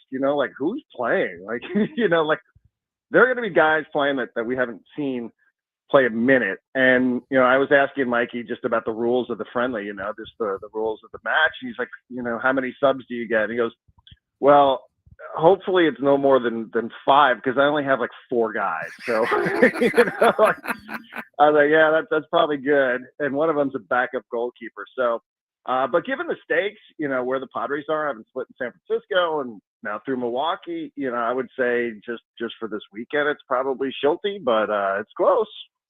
Darren, sounds like the news is relatively good about Chucky Lozano based on the update yesterday. Although I don't know, are soccer coaches just as notoriously sparse with their injury information as baseball managers and football coaches? Well, they do it in a different way. I think we've learned a little bit about Mikey that he's not going to get up there and BS us, but he's not going to be the most forthcoming. So, when we do the injury report on the pregame show, it's hilarious because, like last week is a great example. We had 4 guys on the injury report, and all their injuries were just lower body. Lower body. Same with the NLL, buddy. Lower body. That's it. That's all you get. Yeah. Hip to toes. Yeah, which makes a lot of sense for soccer players, right? Not a lot of upper body injuries there. But, they're not the most forthcoming in terms of giving you, like it took us forever. Marcus Ingvarsson, for example, just came back, played 10 minutes. Last week, we'll probably get about 15, 20 coming up on tomorrow, right? Tomorrow? Yeah, tomorrow. And, for the longest time, it was just lower body, even though most of us suspected it was a quad injury. With Chucky yesterday, I thought Mikey was he said, listen, it's similar. It's a hamstring injury. It's the same hamstring, but it's a different part of the hamstring, and it's not expected to be as serious. So, hopefully sooner rather than later, and maybe not as much time off like what we saw earlier this year with him. Let me ask you about that too, Darren. Man, you covered all sports, but a lot of baseball in your long, illustrious career. Does it bother you? I know maybe I'm in the minority. I see people getting very, very worked up, about they didn't tell me that, Luis Arias has a torn this or Michael King's scap or whatever. When you covered the team, don't you just kind of resign yourself to it after a while? You're like, they're not going to tell me, and I shouldn't work myself up about not being told every detail of everybody's medical history that's on the IL for the Padres. Yes and no. I mean, I think sometimes, sometimes I do wonder what sort of position it puts the player in. If you're constantly telling everybody maybe that something's not as serious as it potentially is, then I think you run the risk of then having a fan base or a media say, well, what's his problem? Well, what's his deal? That's Why doesn't fair. he want to play? Yeah. Does he just not want to be there? Yeah. Like what, he obviously isn't doing enough to get himself back onto the field. Right. Yeah, that's true. And I do think that sometimes, this is something, I talked to Kevin O'Connell about this when he was with the Patriots, that there were guys on that team and Belichick was notoriously ambiguous, which is probably not even the right word. And he was just defiant in the face of questions about players and what their injuries were. And I always remember Kevin saying, like, we had dudes with like broken shoulders there, and fans then kind of turn on some of these guys. But I also understand the flip side of it, that if I'm Michael King, I got to be pretty careful with the information that I want out there because I'm a free agent. We know the way the sports work. And that's true. Sometimes that sort of thing gets used against you. So, I think it's a delicate, I don't think there's like a, black and white answer to this. I think it's, sometimes you have to take into consideration the player, but, then again, sometimes the team also, the managers might have to say, well, here's why I'm not playing. Did you guys know that he was dealing with X, Y, or Z? Yeah. So, I always think it's like, there's no great, like one answer for you on that, Woodsy. It's just, it sort of depends on the situation. All right, talking to Darren Smith, and speaking of teams being honest, Paulie said you caught some of our Xander Bogaerts conversation yesterday, and I think if Ben, I think you were right.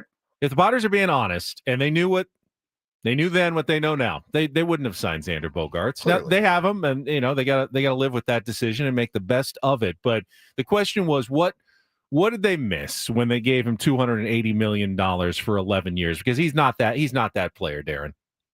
Yeah, I thought Woodsy and Paul were really, really tough on you yesterday, Ben. Come on. We agreed with him. We damn it. agreed with him. He just wanted to fight. He wanted to fight yesterday. I was feeling you, Ben, as I was driving. I was feeling your frustration, knowing that you were making the point, and you just got no support.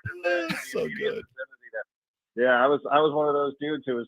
I was like the chat guys, man. I was like, yeah, Ben's right on this. This is why Darren's more of a lone wolf during his radio career. That's right. Hey, that can be arranged for you. Say the word. Say the word.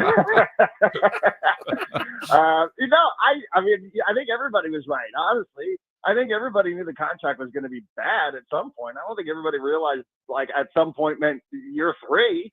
Like that was the thing. I think the trade-off for all of those deals was you're gonna get the good part of it in the front, and you'll just learn to live with the back, and it'll justify itself because of the success that's probably going to come associated with it. So that it hasn't worked out, I think this quickly is the thing that probably is most surprising and disappointing. Like they knew that. That's stupid. They didn't think that this thing was, that they were signing somebody who was 22 years old, or Fernando Tatis Jr., right? Like they knew that they were getting somebody, and this contract would not age well. It's like, but why isn't it? Like, why is today the deal? Like, why is that not working this quickly? I think is. You're a wine guy. Wine can go bad, but you don't want to get the corked bottle when you open it right away and it already has gone sour. Yeah, and it feels like that, doesn't it? And you hate it. And I've never seen Xander Bogaerts be anything other than professional in interviews and things like that. Yep. So, we've seen a lot of turds come through this place, and I don't put him in that category, but man, that contract is one that's really, and you can't move it, for as much as you hear suggestion after suggestion about how you can get out from under it. You can't.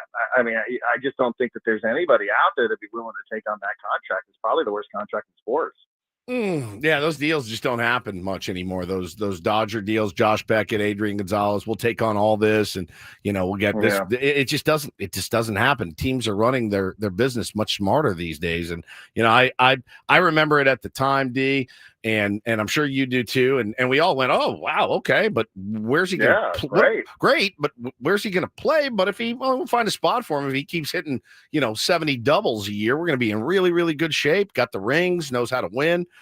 You could talk yourself into it, but now it does, certainly feels like an albatross. And but hey, like I said yesterday, what you just said, there's nothing you can do about it. I mean, you just have to kind of grin and bear it and hope for the best. But tough series in Milwaukee. They're white hot right now. They're a team that trades away a lot of their stars and finds a way to get better. Should be an interesting run. Then you got the Dodgers after that, Darren. So exciting times, if that's the word you want to use for it, with the Padres right now. Yeah, and it's you got to do the tough things in the sport, right? And this is the tough thing. You got to go to Milwaukee, and then you got to play LA, and you just got through a tough series in San Francisco. Listen, everything is great. 2 games up and 5-0 in the third game, and then the roof caved in. So, this is never going to be easy, and everybody knows that, and they know that. So, this is where you find out, what you're all about and how you stack up and what it is you have to do to make it better. I love it. That's what this is. Love and, it, that's the other thing with Xander. Like, the bar is so low, and like you just got to get to like the level where you can just not be detrimental. And it feels like we're hovering around that spot right now. And we're out of time, Darren. Thank you, Dick. Thank you very much. Love you, buddy. Appreciate you. Oh, that's it. Just like that. Oh, there it is. Way back. Gonna go.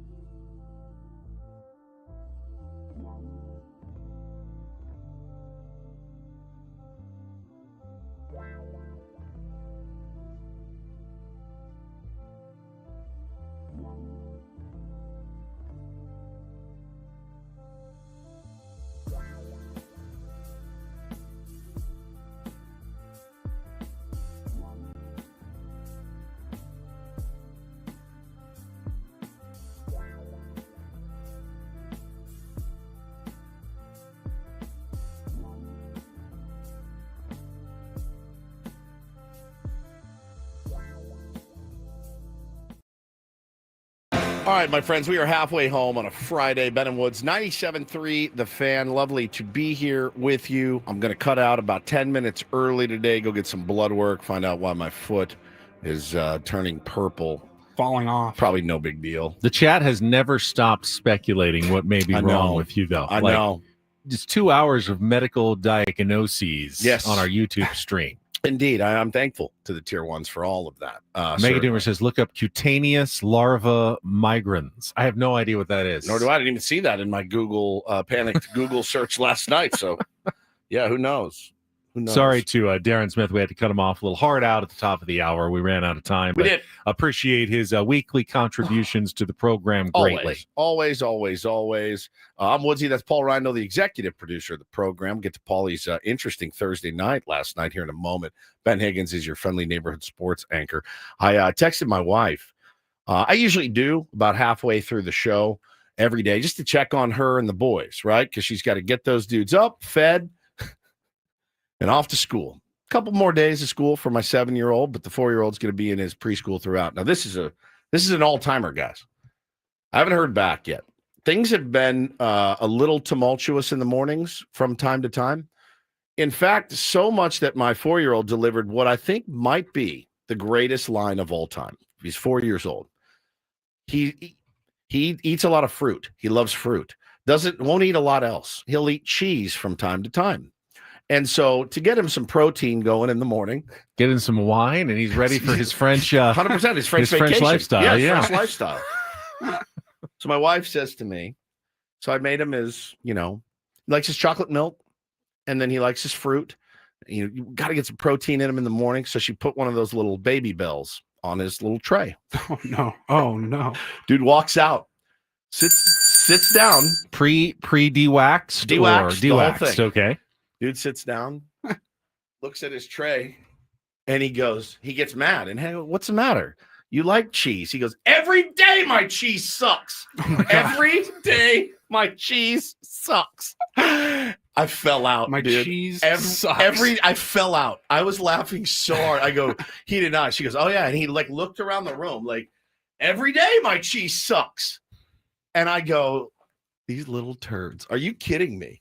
And I go, I'm so sorry that I've had to abandon you every morning to come to work. Who does that sound like, Paulie? I mean, it sounds like me. It sounds like you. Sounds like me. It sounds. Pretty sure we've heard Woods exactly say, my cheese sucks. Every day my cheese Is he looking sucks. for a different kind of cheese? What is Ben, he doesn't have the foggiest idea of what he wants. More of a Gouda guy or can he name more than one? Does he just call it cheese? It's all cheese, right? Every day my cheese sucks. I go, what is this, Havarti? I go, that's brilliant. It's actually maybe he likes more of a hard cheese. I don't know. The thing is the dude he'll eat the Baby Bell on a Wednesday, and you give him the Baby Bell on a Thursday, and then on a Thursday, it's every day my cheese sucks. So have you just been fighting through it, and now you've exploded? Bro, it was one of the funniest lines I have ever heard. That's every day my cheese sucks. Phenomenal. I go, Hannah, that's an A+ line from a 4-year-old. Have we tried like a burrata maybe, or a buffalo mozzarella? You're talking to the wrong guy. I'm not saying that I would handle it differently. I don't put up with that nonsense. Pepper jack. Yes. I don't put up with that nonsense from them with the food. That's when I go ballistic, as you know. Like, sit down. Eat your cheese or you will not be happy. It's going to be over for you, buddy. But I had to share that. And I have not heard back from her. So I'm assuming we had another cheese incident this morning with that little turd, man. How great is that? That's so funny. Every day, audio. Every day my cheese sucks. You gotta get some audio. I know. That's what I told him. Like, send this over. We just gotta bug my house. Wires around your house. Yeah. No, it wasn't Bo. That was Taylor, guys. I mean, it is just incredible. I think it was this time yesterday. Paulie was telling you about his adventure on Thursday night. I want to know how it went. Did you end up going to see Ludacris? Dude, I did. Last night. Had an absolute blast. Just an elite night. I wasn't sure what it was going to be like as we were kind of driving down and talking about the show, me and my wife. We're like, what's the crowd going to be like? You know, Ludacris was just a massive pop hip hop star movie star for most of my life. I mean, I think his first album came out in like 99, 2000. So most of my life, he has been just featured on every hit song. Like he's got a huge catalog. I started looking at some of the set lists that he's done recently, and I go, this is going to be outstanding. And we're like, what's the crowd like? Is it just a bunch of millennials, just a bunch of people like us? We walked in to the Shell yesterday downtown, and I'd been through there during the day, like just walking around. It's like a public park. Had never seen a show there. And as soon as we walked in, man, everybody was just vibing, just having such a good time. They had some DJ playing in between acts or whatever, and the place was awesome. Loose cannabis? There was possibly some loose cannabis or ganja, aka cannabis, or that. Yeah. He has a song called Blueberry Yum Yum. It's about pancakes. That Blueberry it's not about pancakes. Blueberry Yum Yum. After he played that song, I went, yeah. Every single person there that had it was utilizing. So what's all right? I need the details of what time did you get there? Okay. Show ticket said the show starts at 7:30. Okay, no open. Are they a DJ? They had a DJ kind of throughout, and then there was one opening act. All right. What time did you finish? I'll tell you what we started. We left my house in Escondido at 7. Okay. Ish. And then got into the venue around 8 o'clock. Okay. You know, grab some drinks, go to the restroom, all that. By the time we get in our seats, it's about 8:30, and the show was just about to start. Luda was about to go on, so like we timed it perfectly. We were, I was in bed by 10:30.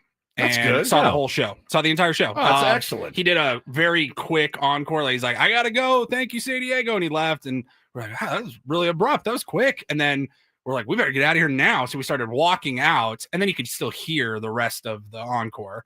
So yeah, in bed by 10:30 on a Thursday night was not that bad at all. The best part of all is what you texted us. Dude. This is incredible. Okay, so like I said, had not been there before to the Shell.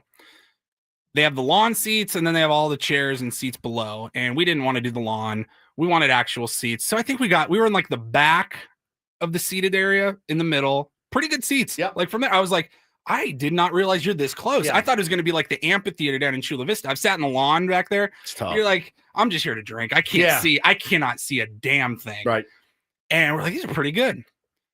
Not even 2 minutes in, the show had not started yet. It was in that intermission. We hadn't even been at our seats for 2 minutes, and a guy comes up to us. We're sitting on the aisle, and he goes, "Hey, are you Paul?" And I go, I swear to God, we're in the right seats. Yeah, marijuana's not allowed here, Paul. Right. Come with me. No, I was good. I'm like, I'm pretty positive I'm in the right seats. Yeah, buddy. And he goes, "Hey, man, I'm a huge tier 1. I heard you guys talking about you gonna be here tonight, and you never been to a show here, right?" I'm like, "No, first one." And he goes, Awesome. Well, hey, man, I just wanted to see. I'm the head of ticketing here, and I got a little upgrade for you guys. If you guys want, they're better seats. You guys can stay if you want, but they're better seats. I turned to my wife, and she's like already going. She's already walking. She's like, "Yeah, let's do it." Blood in the water. You didn't say thanks, but no thanks. That wouldn't be right. Yeah, exactly. I did not do that. Take advantage of my status, my celebrity status on the Ben and Woods program right. to move up closer to the stage. So we start walking down. We follow this guy, and he takes us past the second group of seats, past the first group of seats, and he puts on some wristbands, and he goes, "You guys are in the pit tonight. Have fun." And fantastic. Are you effing fantastic, dude? We were right there. I've never sat. Is in that a a picture you took of Ludacris? That is my picture. That could be like a promotional shot. Damn, you're so dude. close to him, dude. It was insane. That's so awesome. So, yeah, I never sat in the pit for like a big-ish show. I don't know what capacity is there, but you know, I've gotten close at like the Belly Up or House of Blues or something like that. But it was so much fun, dude. Everybody, what's his name? Casey, shout out to you, buddy. Tier 1 Casey. Yeah, it was awesome. We're walking, we're like, this is really happening. Okay, here we go. We are in the pit. We are up against the right stage. There, man. That is the guy from the State Farm commercial. Yeah. I totally recognize him. That's him right there. It was unbelievable. What a nice guy, Casey. That's such a cool thing. Made our guy Paulie feel special. Also, you look like a hard ass in front of your wife a little bit, which that never hurts. It never hurts. Are you kidding me? Yeah. Come on. I love that, dude. Dude, Thank awesome. you, Casey. And I'll be It was a ton of fun. I'll dude. be in touch. I'll be in touch very soon. What a beautiful venue that is. Oh, it was so gorgeous. I gotta get there. The man. acoustics were insane. It was fun because I think we had like done a staycation maybe like at the Marriott right there across the way, and you can hear like, you know, classical music or the symphony or something, and I'm like, what's this place going to look like with everybody just going crazy? And it was a blast. It's obviously San Diego's a great tourism town. People come to visit, and you talk about the natural things. We have the weather, the beach, The zoo.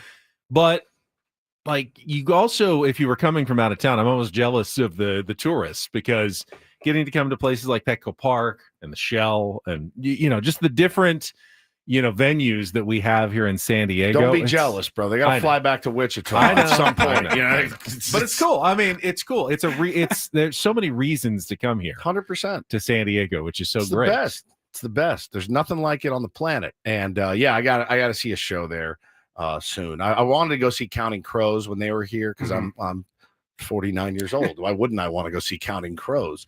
And the tickets were so expensive. I was like, again, it was a weekday.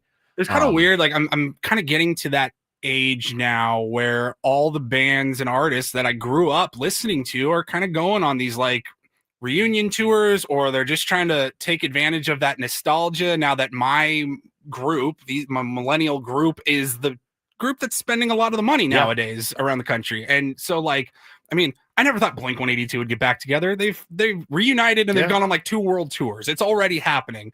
And so to see like, a guy like Ludacris, you're like, bro, 25 out of my 35 years of life, he's been prominent. Been your guy.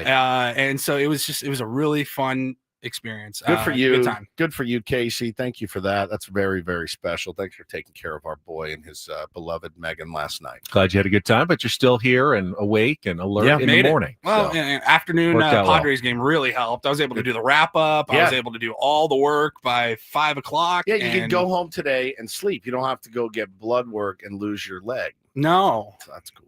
We have a lot to get to here in the last hour and 46 minutes of our week. There's a weird noise. It sounds like somebody's playing with a microphone. Do you guys hear it? You hear that? Mm-hmm. What is that? It's Darren was on. I thought he was like, because by the way, D Smith, when D Smith was on the air, he would give you this. Oh yeah, right. He used to do this so all the time. I thought he was jimmying with his mic when he was on the air, but I heard like this. All right, so stop. Listen.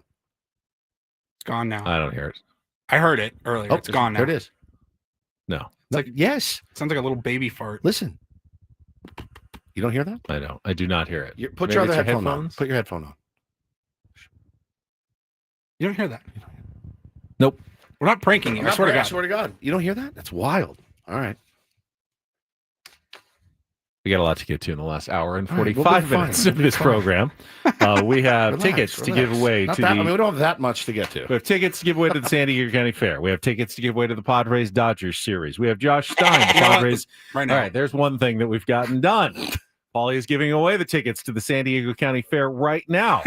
The problem is that we also have a game of Take on Woods that I need to solicit callers for. So call quickly right now for tickets to the San Diego County Fair. 5th caller, 833-288-0973. Going to win our last 4-pack of tickets and parking to the San Diego County Fair Wednesdays through Sundays, June 11th through July 6th at the Del Mar Fairgrounds. Tickets at SDFair.com. As soon as Paulie is done with that, you might have to wait a minute or two. We'll find a contestant for Take on Woods and try to qualify someone for the getaway to Las Vegas and the spa package at the Resorts World in Las Vegas. Our musical trivia challenge is coming up. Then on a Friday, Josh Stein, Padres assistant general manager, is going to be with us at the bottom of the hour. In our 9 o'clock hour, we'll get to a Rhino Report, give away those Padres Dodgers tickets. I'll tell you why I made awful announcing on their website last night. Big day for you. I did not do anything wrong this time, fortunately. There was not an embarrassing moment, but they had a little moment from our post-NBA Game 1 newscast last night that they were commenting on on social media. So we'll get to that as well. So lots to get to now in the last hour and 44 minutes of our program. Paulie's going to pick a winner here for our fair tickets, and then give it a couple of minutes. And then if you want to be our contestant for Take on Woods, I'll solicit some calls again when we come back. Don't go anywhere. Ben and Woods continuing on San Diego's #1 sports station, 97.3 The Fan. And while Paulie takes some calls, I will tell you about SDFatLoss.com. I lost 40 pounds in 60 days. I lost about 6 waist sizes as well. My clothes completely different. It is so amazing how my life has changed thanks to SDFatLoss.com. Talking about Woods' health journey in the last couple of years, I also have really turned myself around. Maybe the best shape I've been in the last 25 years. Thanks to SDFatLoss.com, and I lost the weight without any injections, no risk of serious side effects, no exercise required, no counting points, no counting calories, no prepackaged meals. I just ate real food from the grocery store, from restaurants, and I lost weight up to a pound of fat per day, 10 to 20% of your body weight in just 60 days. If you want to find out how it can work for you, go to SDFatLoss.com, schedule your free consultation, or give them a call at 858-665-3211. Their counselors are great. They're supportive. If something's not working, they will figure out a way to change it and get you on track. It happened for me every single time. They always kept me on track, kept the weight getting off just consistently throughout the 2 months. It was fantastic. It can work for you as well. Again, set up your free consultation by going to SDFatLoss.com. Results may vary. No more calls for fair tickets. Fair tickets are gone. We're hanging up on everybody. Now and you call can call for in Take for on Take Woods. on Woods, 833-288-0973.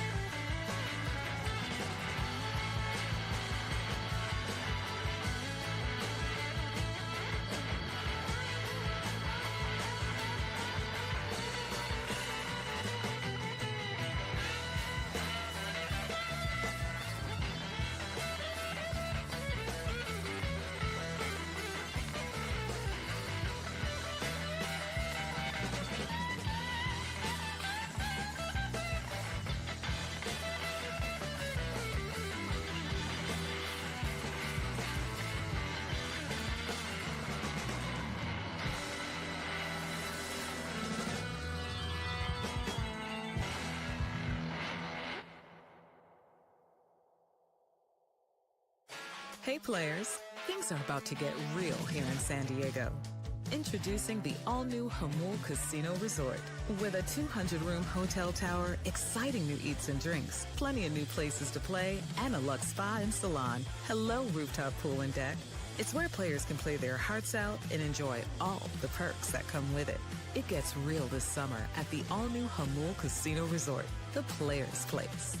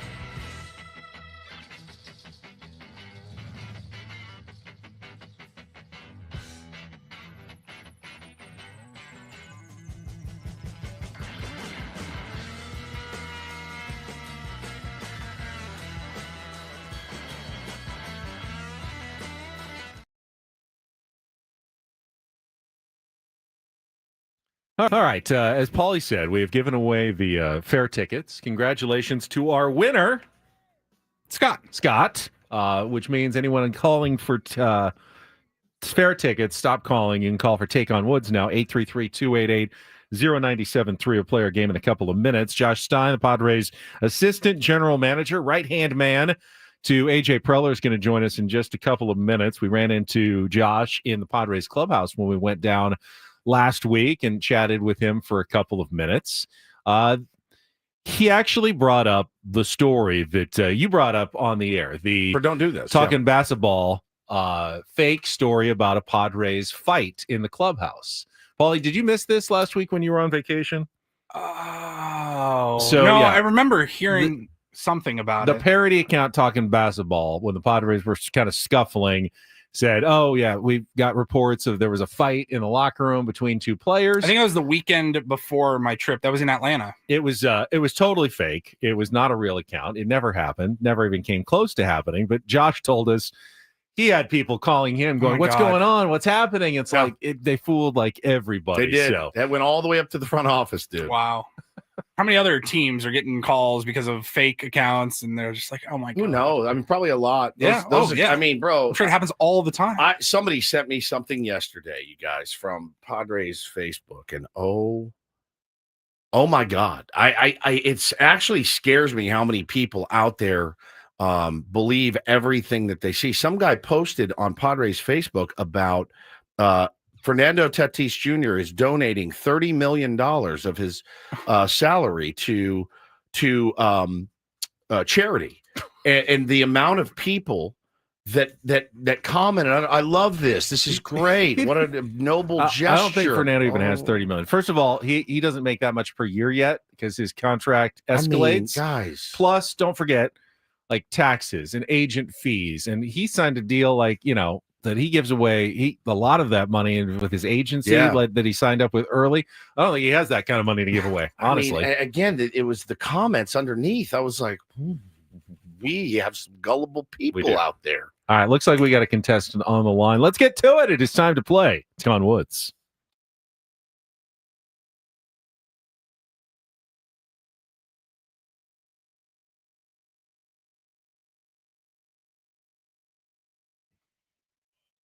All right. Somehow Joe snuck in around all the callers who are trying to get the fair tickets. Joe, you want to play Take on Woods, right? Yeah. Good morning. Happy Friday. I was about to play. All right, you're the contestant. You're in. The prize, the grand prize is, of course, our trip to Las Vegas, 2-night stay at Resorts World, 2 spa passes, food and beverage credit at any of their 5 pools. You can check out the Awana Spa, dine poolside at one of 5 unique pool experiences, and have the ultimate in relaxation in Las Vegas. To book your summer stay, visit rwlasvegas.com. All right, we got the mystery category for you. The 2-second song, 1-word title, and then appears in all the other answers. We got I've Got Needs, 5 song titles that include some form of the word need. And we have our new category. It's a so-so category, 5 song titles with the word so. All right, mystery category, I've Got Needs, or a so-so category, Joe? I've Got Needs. I've Got Needs. All right, today on Take on Woods, 5 song titles that all include some form of the word need, needs, needed, etc., etc. You'll have 60 seconds to answer as many of the 5 as you can. If you don't know an answer, say pass. We'll come back to it if there's time left on the clock. First question's the 2-second song. Paulie's queuing it up now. You need to give me that song title with the word need or some form of it and the artist. Joe, are you ready to play? Yeah, let's go. All right, let's do it. 60 seconds on the clock. I've Got Needs is the category. Your time begins when Paul plays the music. Good luck, Joe. Let's take on Woods. This what I needed, the Cars? Correct. You could say Mike and the Mechanics were hoping for the best, with which top 10 Grammy-nominated song from 1986? All I Need Is a Miracle? Correct. Which song by In Excess was their only hit to reach number 1 on the Billboard Hot 100? I Need You Tonight? Correct. Lady A won 2011 Grammys for Song of the Year and Record of the Year, for which slow-paced mega hit? Need You Now? Correct. Burt Bacharach wrote It's the Only Thing That There's Just Too Little Of, in which classic tune from the 1960s?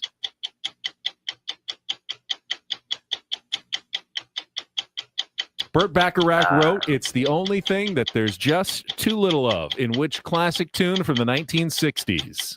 I Need Your Love? No, it's What the World Needs Now. It's love, sweet love. But you got 4. Very good. Very, very nicely played. Hang on the line, Joe. Let's bring Woods in. Get all the other answers correct so you know what they are. This one, I don't know. This one could be good. All right. Joe's score is locked in. Woods returns from his isolation. Did you warm up out there? It's cold in this studio. Chilly. All right, let's put 60 seconds back on the clock. Woods, your time begins when Paul plays the music. Good luck. Let's take on Joe. Just What I Needed by the Cars. Correct. You could say Mike and the Mechanics were hoping for the best, with which top 10 Grammy-nominated song from 1986? I'll come back to it. Which song by In Excess was their only hit to reach number 1 on the Billboard? Need You Tonight. Correct. Lady A won 2011 Grammys for Song of the Year and Record of the Year, for which slow-paced mega hit? Need You Now. Correct. Burt Bacharach wrote It's the Only Thing That There's Just Too Little Of, in which classic tune from the 1960s? What the World Needs Now is Love. Correct. You could say Mike and the Mechanics were hoping for What the is that best. song? With which top 10 Grammy-nominated song from 1986? I Need Your Taint. Oh, and he needed that answer because Joe got 4, so we got a 4-4 tie. All I need is a miracle. All I need is a miracle. All I need is you. There was another song in my head by them, and I couldn't think of the Need song. I think that's our 3rd straight qualifier and Take Damn on it. Woods this week. Congratulations, Joe. Hang on the line. Paul will get your information, put you into the grand prize drawing at the end of the month in the category I've Got Needs. Save that. All right, let's take a quick time out. When we come back, our Friday guest, Josh Stein, Assistant General Manager for the San Diego Padres. He will join us as we talk about a split in San Francisco and Padres heading to Milwaukee and anything going on behind the scenes in the franchise next here with Ben and Woods on 97.3 The Fan. Quickly, gang, let me tell you about Loan Pronto. If you're maxed out on your credit cards, if you're struggling right now with high interest debt, but you own a home, you can pay it all off in days with Loan Pronto's Rapid Equity Loan. Get cash out now without touching your low rate first mortgage. No appraisals, no waiting, no BS. The Rapid Equity Loan program at Loan Pronto is incredible. They got instant approvals, low rates, no hard credit pull up front. Your home's equity, you've earned that equity. That is yours. Use it. Get cash to consolidate your debt down to one easy, low monthly payment. Call Loan Pronto now for a free instant appraisal for your home. See how much cash you can get out today. Loan Pronto is A+ rated by the Better Business Bureau. They have nearly 2,500 five-star Google reviews. Service is off the charts. Call now to start the conversation at 619-207-4336 or go to loanpronto.com, 619-207-4336. Get debt relief now at loanpronto.com. Equal housing lender, NMLS 1661781 on approved credit, NMLSconsumeraccess.org.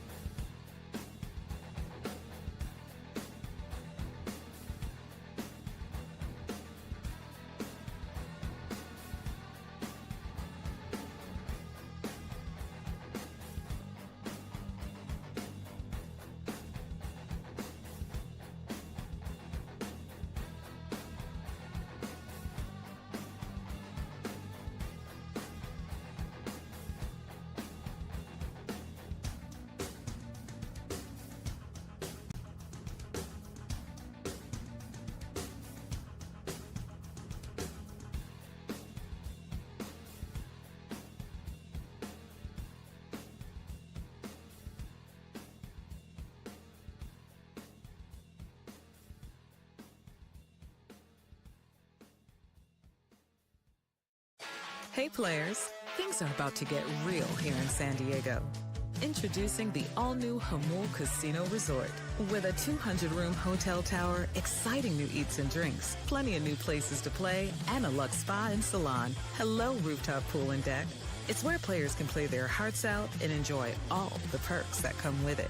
It gets real this summer at the all-new Jamul Casino Resort, the players' place.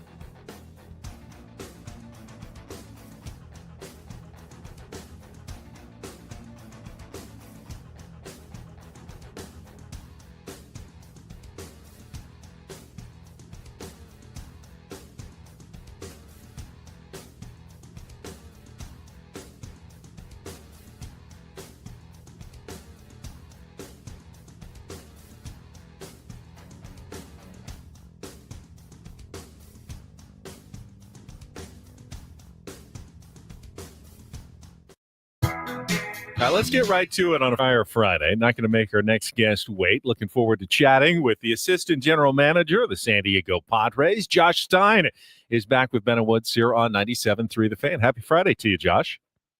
I appreciate it. Happy Friday to you guys. How so we're, look, we win those games in San Francisco, those first two, and we said it on Monday. You get a split on the road in San Francisco, you're pretty happy. I don't know. I didn't feel happy after the last two. Josh, it's just one of those weird things in baseball. But I think if we've been saying all week, if we had Schulte on and said, hey, so the team's scuffling a little bit right now, I think he would have shut us down and tried to stab us through the phone. He'd have hung up immediately. He would have hung up immediately. He's scuffling. We've won, 4 series in a row, whatever. We split. We haven't lost the series. And, I think ultimately he's right. But from your seat, from your perspective, kind of how do you view the team right now? Yeah, I'm with Schulte on that one. I mean, I think it's kind of like, not gonna go stab anybody, but definitely with Schulte in terms of I think just the way the team's playing and grinding through them. And I think, sometimes even when you're not playing your absolute best as a team, finding ways, to win games. And, I was up in San Francisco, every single inning, every single pitch, and teams competing, very hard. And those games, they literally come down to, play here or there. And, you get the first two and, very tight games and execution, late in games, and you get a little greedy. You think, okay, we can sweep this series or get this series, and you lose 2 tight games on the back end, but really that's I think going to be the nature of this summer, and especially in the National League West. I think there's going to be just a lot of close baseball games that are decided by a play here or there, and hopefully we're on the right end more often than not. Yeah, and I said it this morning. Objectively, if you're just watching baseball and you're not a fan of either team, I think it's fair to say those were 4 really good games. I mean, they really were. For us as Padre fans, 2 of them didn't work out in our favor, but the brand of baseball, while it can be a little bit panic attack inducing at times, Josh. You did say, I mean, they do find ways to get it done. Where does that come from? Is that a Mike Shildt thing? Yeah, I mean, I think it's definitely Mike Shildt. It's the coaching staff. It's a and it's a player driven thing too. I think we have a lot of both veteran and young players that really are driven by winning. There's a lot of talk about the scoreboard and really playing to that and doing what the game asks in terms of, small things and little things that ultimately lead to winning. I think there's a lot of, intentional work and practice and looking at little areas of the game that ultimately they don't come up every day the way that maybe, pitching and hitting and defense do, but, they will show up inevitably, in a game. And if you can be marginally better than your opponent in some of these small areas, they can tend to add up. So, I think that, listen, anytime you play 1-run games, obviously there's going to be an introduction of, you can call it luck, you can call it good fortune, you can call it a lot of different things, but I think there's definitely a belief that if we are buttoned up organizationally and in terms of some of the small things and how we do that, we're going to be tilting the odds in our favor. And I think that is a big part of what Mike brings to the big league team. Talking to Padres assistant general manager Josh Stein, and a couple of weeks ago, AJ Preller joined us, and he said, "Yeah, we are definitely looking to add, possibly in left field." And I doubt anything's changed in the last couple of weeks. We did have one of our friends, Dennis Lynn, threw some heat on the fire on Monday with a report about Jarren Duran and interest there. I don't need to specifically ask you, about Jarren Duran, because I know at this time of the year, secrecy is of the utmost importance. But when names get thrown out in public like that, how does it affect your and AJ's job in terms of how you're going about this time of year during the trade deadline season? Yeah, I mean, I think it's interesting. I think almost it's really been I would say the entirety of AJ's time. It feels like the Padres, started, having their names associated with more and more players. And sometimes there's there's truth and kernels of truth. Sometimes it's older information, but I feel like, the Padres are interested in player X, really has it's grown a ton in the last 10 years. And so does it affect things? Not really. I think you have to inevitably answer a few questions, in the immediate aftermath of something like that, not just from, the public, but internally, players, coaches, things like that. But, it doesn't have a big, impact in terms of the actual discussions or anything like that. Talking to Josh Stein here on Ben and Woods this morning. Could you tell us, what does the market look like now? I mean, back in the day, it was typically, you wait till July and kind of assess where you are. We've seen AJ make aggressive moves. And look, I don't think it'd be, I think it's fair to say this team's got some needs, as a lot of teams do. Certainly a lot of teams looking for pitchers, a lot of teams looking for bullpen help. I think, there's a couple of areas the San Diego Padres, maybe the catching position, the left field position, as Ben mentioned. How does the market look right now? Is it active? Are there other GMs being active as well right now? Yeah, I think this is typically, even if trades don't get made until July, I'd say, this is, in my experience, you kind of get through Memorial Day, and obviously at different times we've made trades, in advance of that, but typically kind of teams will get through Memorial Day and really assess, the needs of their team and, kind of the competitive state of their team and really start to assess the trade market. So, yeah, I think those conversations have begun. And, I think that, it's hard to say if it's going to be, active before July. But certainly, I think it's, we're in a time in baseball where there's a lot of competitive teams, a lot of teams that, feel like they're in a window to win and competing for, what is now more wild card spots. So that tends to lead to a pretty active trade market. Josh, Manny Machado hit his 350th career home run yesterday. And in many ways, at age 32, Manny is as good or better than he has ever been right now. And, conversely, Xander Bogaerts has not produced the way that he did in Boston since he arrived in San Diego. You were around for both Manny's contract, his extension, Xander's contract.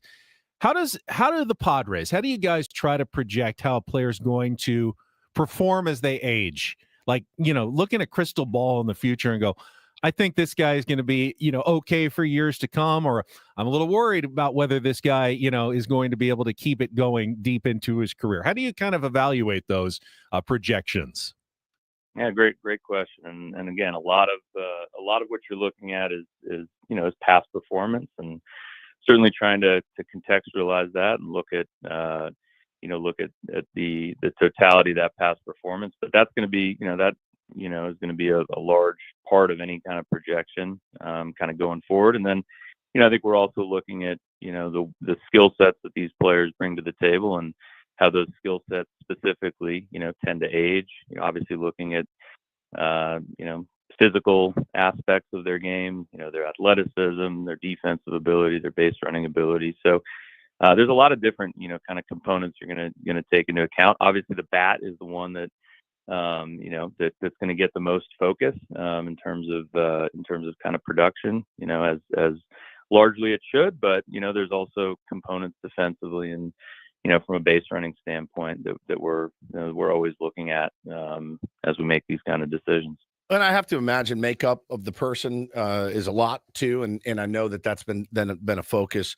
You guys want to bring in good makeup guys that need to come into the system and buy in right away. We've had that, and we haven't always. Even since Ben and I started covering the team, it's only been 7 short years, but you can see the makeup of the player in San Diego has changed. And I think that's a testament to what the work you guys have done. And Xander has that makeup. There's no question. I mean, he's absolutely got that makeup. I think defensively this year, he's been good. He's been a good defender at shortstop. And, obviously his health, how is he feeling right now? Do you guys expect him back soon? Is this going to be, something that nags or lingers for weeks at a time?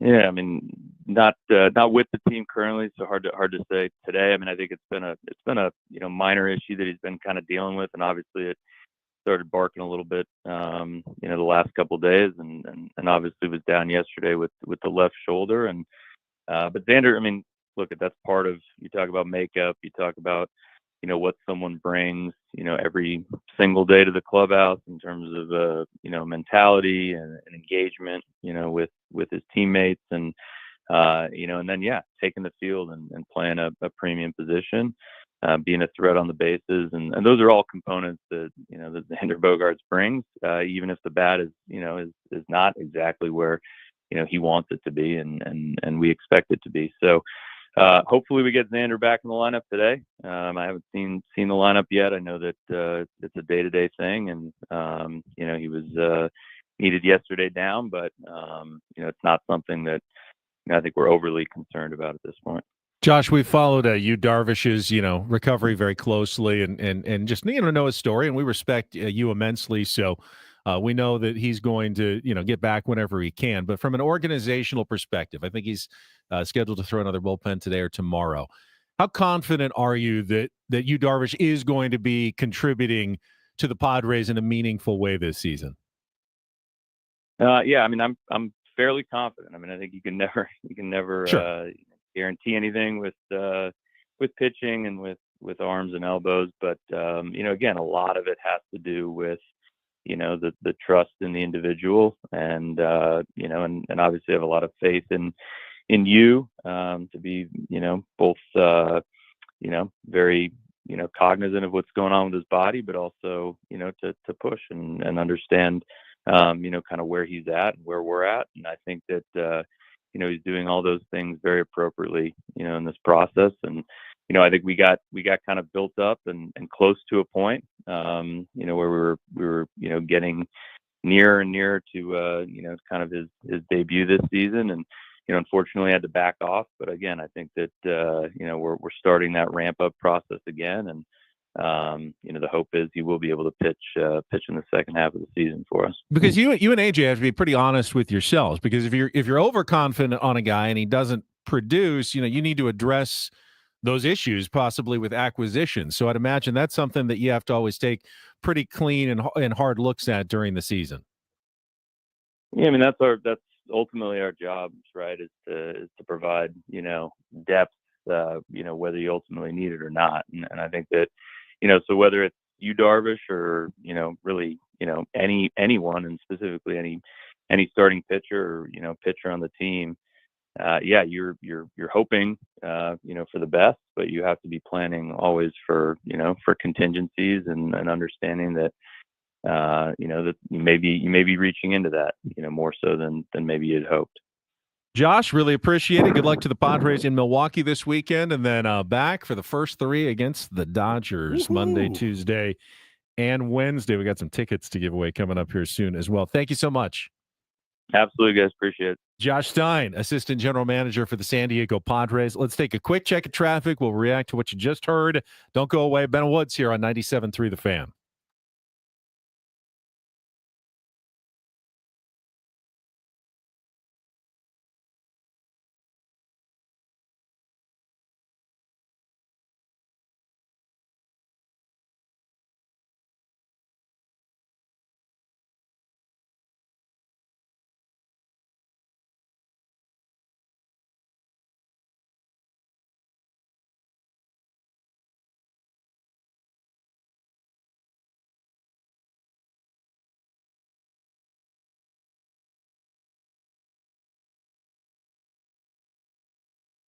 I brought up that point at the end because I do think it is very important that if the Padres really are confident that Michael King and Yu Darvish are going to be okay, then they can devote their resources more toward other areas, left field, catching, whatever.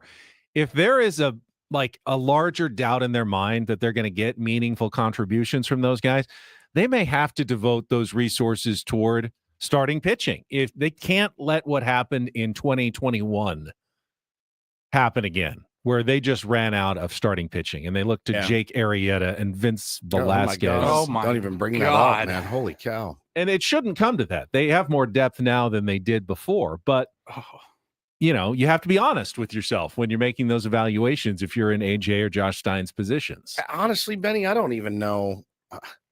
I think starting pitching should always be a priority, always. And again, I go back to what Eno said. You need guys that can get you to the playoffs, but you need guys in the playoffs that can dominate and give you innings. And of course, you're going to turn to your bullpen. What a delicate balance, Benny, with 100 games left to play, of not overworking guys like Jason Adam, getting contributions from David Morgan, getting bigger roles for guys, having more depth. And again, I do feel like out of all the areas in the San Diego Padres where we currently stand, the relief pitching is one we are happy about. We are replete. We have a lot of relief pitchers here and down below. That is one area there's depth, and could you potentially trade some of that depth? Yeah, sure. Those are the guys you really lean on, Benny, come October, but you got to get there. You got to get there. And I think another starting pitcher would do wonders for this team, but at what cost? I'm certainly dangling the offer of relief pitching. Absolutely. In trade talks. Every team needs it. Just seeing what David Morgan did yesterday, again, gives you confidence that the Padres have a pretty deep well of relief pitching talent. We saw Bradley Rodriguez. You can bring him back up. There are other names down there. And, the Mad Friars guys, some of the other Padres fans who they can tell you they're nasty arms down there. Who do you want? Because, we have players that we want on other teams. Who do you want from ours? That's how trade works. That's our positions of power, right? That's how trade works. All right, we got 1 hour to go. Paulie's got his Rhino Report coming up. We will also give away those Padres-Dodgers tickets ahead with Ben and Woods here on 97.3 The Fan.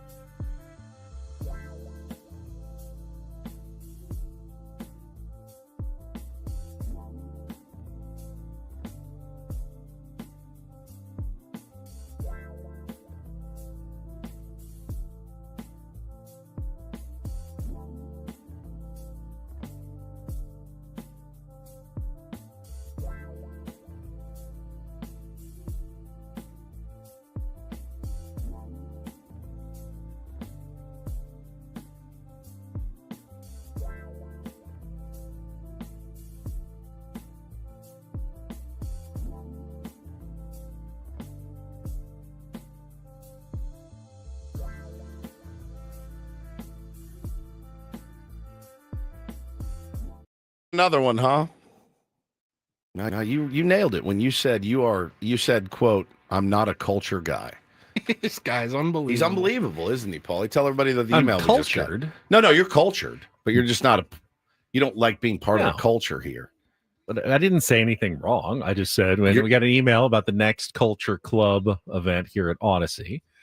And of course, it coincides with the time that I have to work at Channel 10. So it's hard to be a culture guy. Super convenient. We have two jobs at the same time. I actually would love to go to this one. We're going to the fair. Everyone's going to the fair, and I'm going to miss out. I would love to go to that. But I would have had to have taken the day off last month. You have to put in PTO requests the month before. So I can't just in 2 weeks' notice throw the schedule at Channel 10 up in the air just by saying, I'm just taking the day off to go to the fair, everybody. It's for the culture of my other job. I don't think that's going to fly. All right, we can't count on you to be there. You cannot count on me to be there. All right.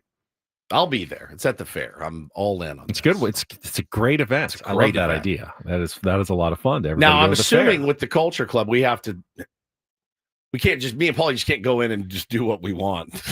We have to go like as a big group. Right. You have to herd around. We herd around. Who wants group. corn dogs? I don't want corn dogs, but I want a corn dog, but I don't want one. I want a lemonade. Well, can't you get a lemonade and a corn dog? But I want a cinnamon roll. I want funnel cake, but I don't want funnel cake. Jeez. All right. Everyone has to get the same thing. Everyone ride the same rides. Okay. Are we going to be going like kids to their parents asking Michael for more tickets? Can I get more tickets? Can I get more tickets, Michael? Can I get more tickets? Michael. Hey, Michael. Mike. Adam says we got bright yellow shirts for everyone who's going. We can all look like a big group. Great. Odyssey. Maybe one of those signs, so if anyone gets lost, they can see us in a crowd. All right, or can we all just wear leashes with each other? That'd be good. Just be connected in one giant group. I'm actually looking forward to that one. I like that. Plus, it's close to the crib. We'll do the show and then we'll head up to the fair, Paulie. Just me and you, I guess. Fine. Just like we're used to. Yeah.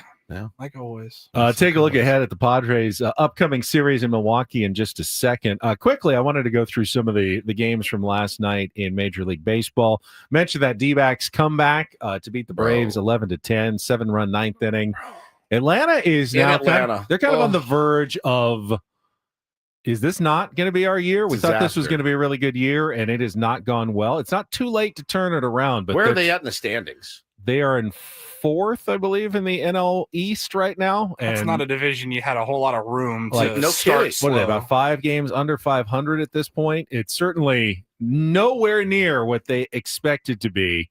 When we got to the first week of June, they are now 27-34. So they're 7 games under 500. And, they're digging a hole that's going to be tough to climb out of. However, I will remind everybody that at this time last year, the New York Mets were, I believe, 24-35. They had folded up to 10. 11 games under 500. Wow. Pretty much had been written off. Even their own broadcasters. Remember Gary Cohen? This is terrible. This team's awful. What a terrible team. It's interesting because obviously the Braves are better than the Mets were at this point. Mets ended up in the National League Championship Series, of course, against the Dodgers. Guess who has the pretty much exact same record, 11 games under 500? Baltimore Orioles are now 25-36 after sweeping their second consecutive series. Don't let them get hot. Beat the Mariners yesterday 4-3. And just kind of quietly, they've pulled out of their malaise and their funk. Is it too late? Well, the Mets example from last year would lead you to believe, no, it is not too late to come back from 10 games under 500. Now, most teams obviously don't. The Mets story was a rarity. You get 10 games under 500, generally you can write that team off. But if the Orioles are looking for an example of, hey, are we done? No. Look at the team from last year that made the NLCS in the New York Mets. So thought I'd point that out. Yesterday, also, the Cardinals split a doubleheader. Jack Caglione from your fantasy team got his first major league hit, his only hit of the day, but it was an RBI double as they won 6-5. The Cardinals actually won 6-5 in the first game. Royals came back and won 7-5 in the second game, splitting the season series. Blue Jays took a series from the Phillies. 2 out of 3, they beat the Phillies 9-1. Pete Crow Armstrong hit his 16th home run. Cubs are good. like legit good. Padres have already played their entire season series. They split the 6. They beat the Nationals 7-1. I saw a crazy stat. I don't have it in front of me, but it was something like in half of their wins, the Cubs have scored more in one inning than the opposition has scored in the entire game. How fun is that to watch? They're clobbering I mean, people. how much fun as a Cubs fan, you tune in and you're like, okay, I can literally put my feet up right now. What's their weak spot? Still bullpen, maybe? Bullpen, yeah. They're probably looking for trade deadline help in the pen, but they're certainly not.